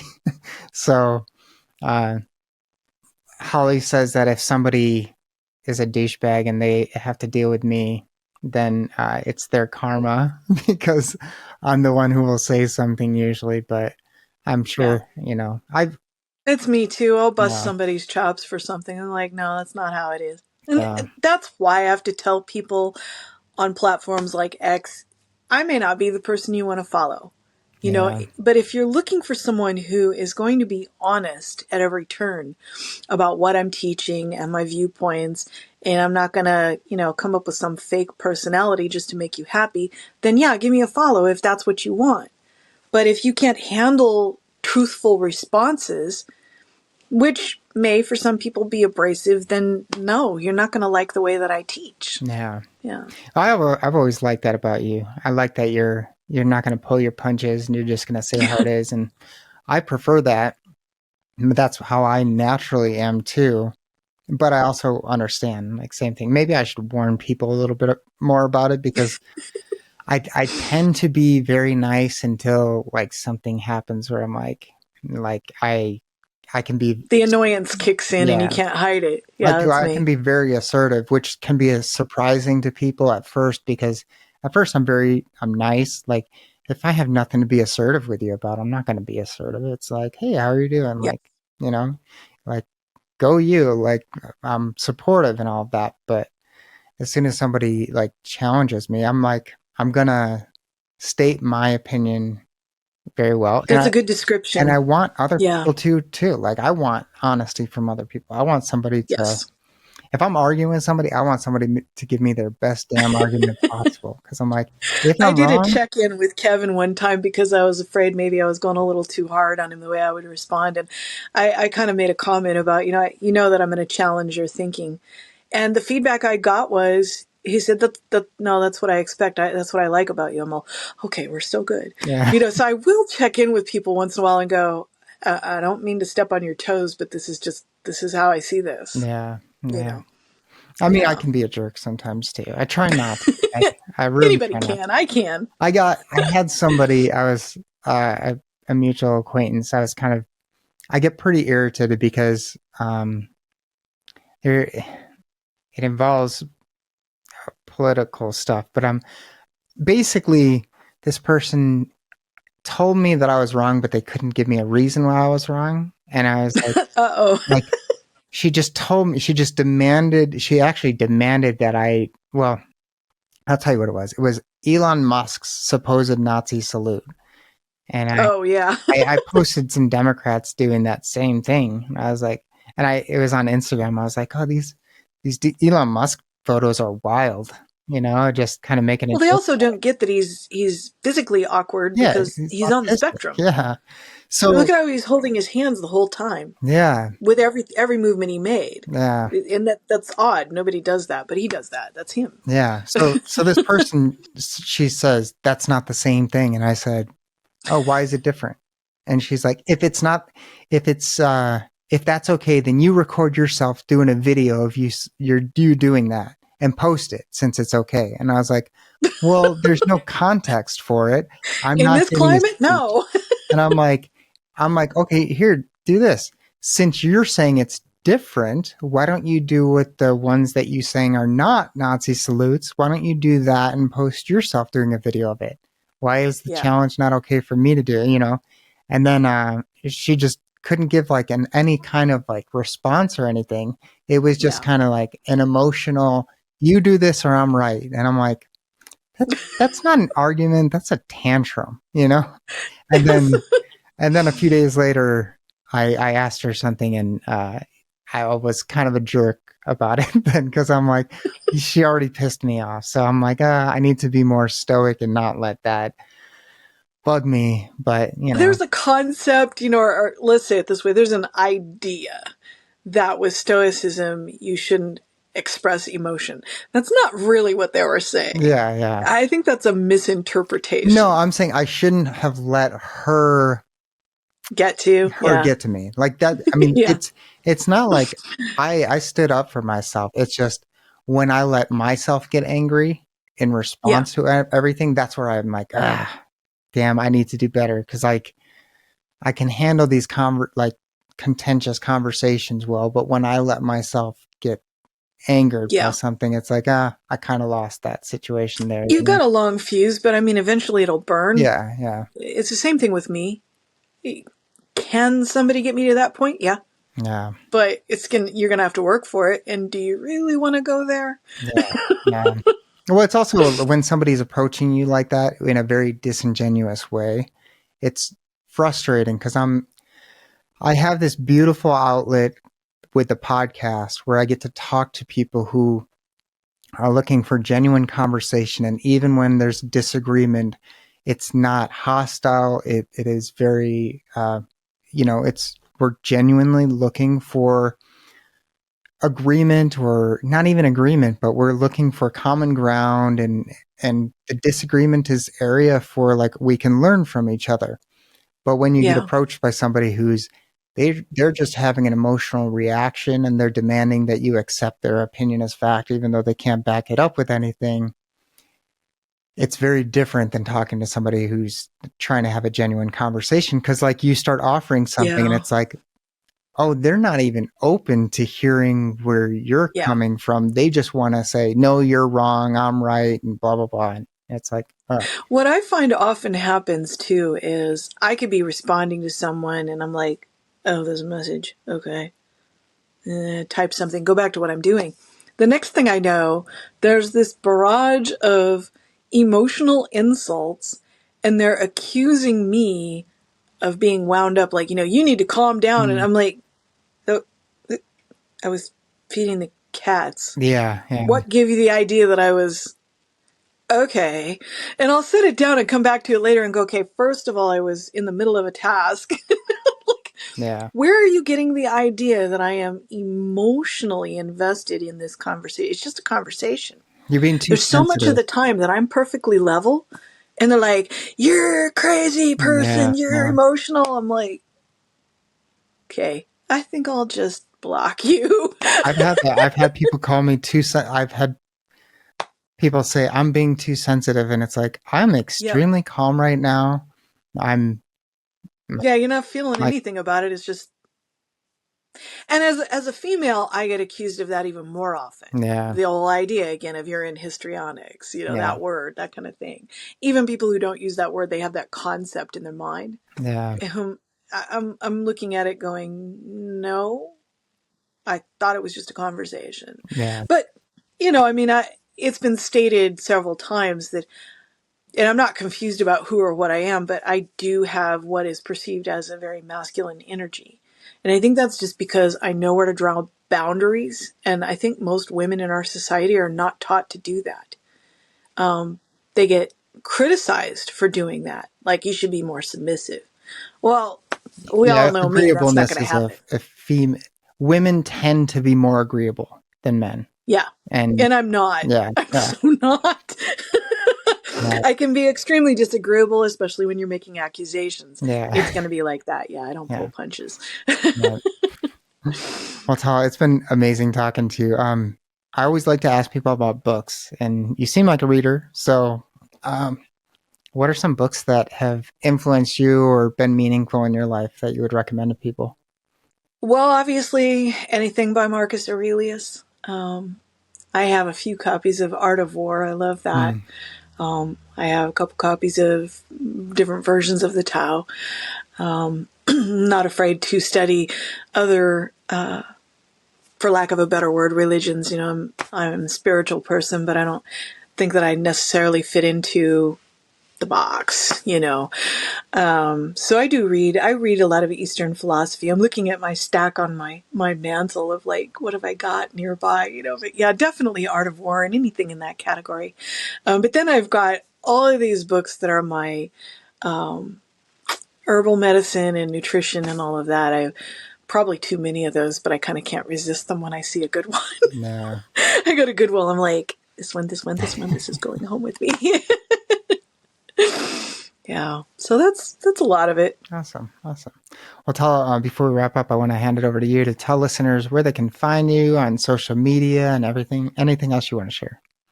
Yeah, absolutely. One last thought was something that I wrote on a post on X recently, and I was talking about how in telling your personal story, you have to be open to that evolving over time, because as you mature, the way that you tell your story will change. And that was one of the reasons why I was like, you popped up at the right time asking about doing an interview. I was like, yeah, I can do that. I haven't done that in a while. Because I've been through a lot of change over the last several months. Last year was challenging. Last year was very different. My whole world was upside down from my normal routine. So I've been going through a lot of adaptation in my life, and man, I'm ready to just take off again. I'm feeling that. I had been through some losses, so I was grieving. Still sorting through that, but I'm kind of coming out of it. I kind of posted my availability to interview and co-host again. I'm there. So that's an important thing to know, that sometimes you got to dial it back and let yourself heal from life circumstances. That's what I had to do, right?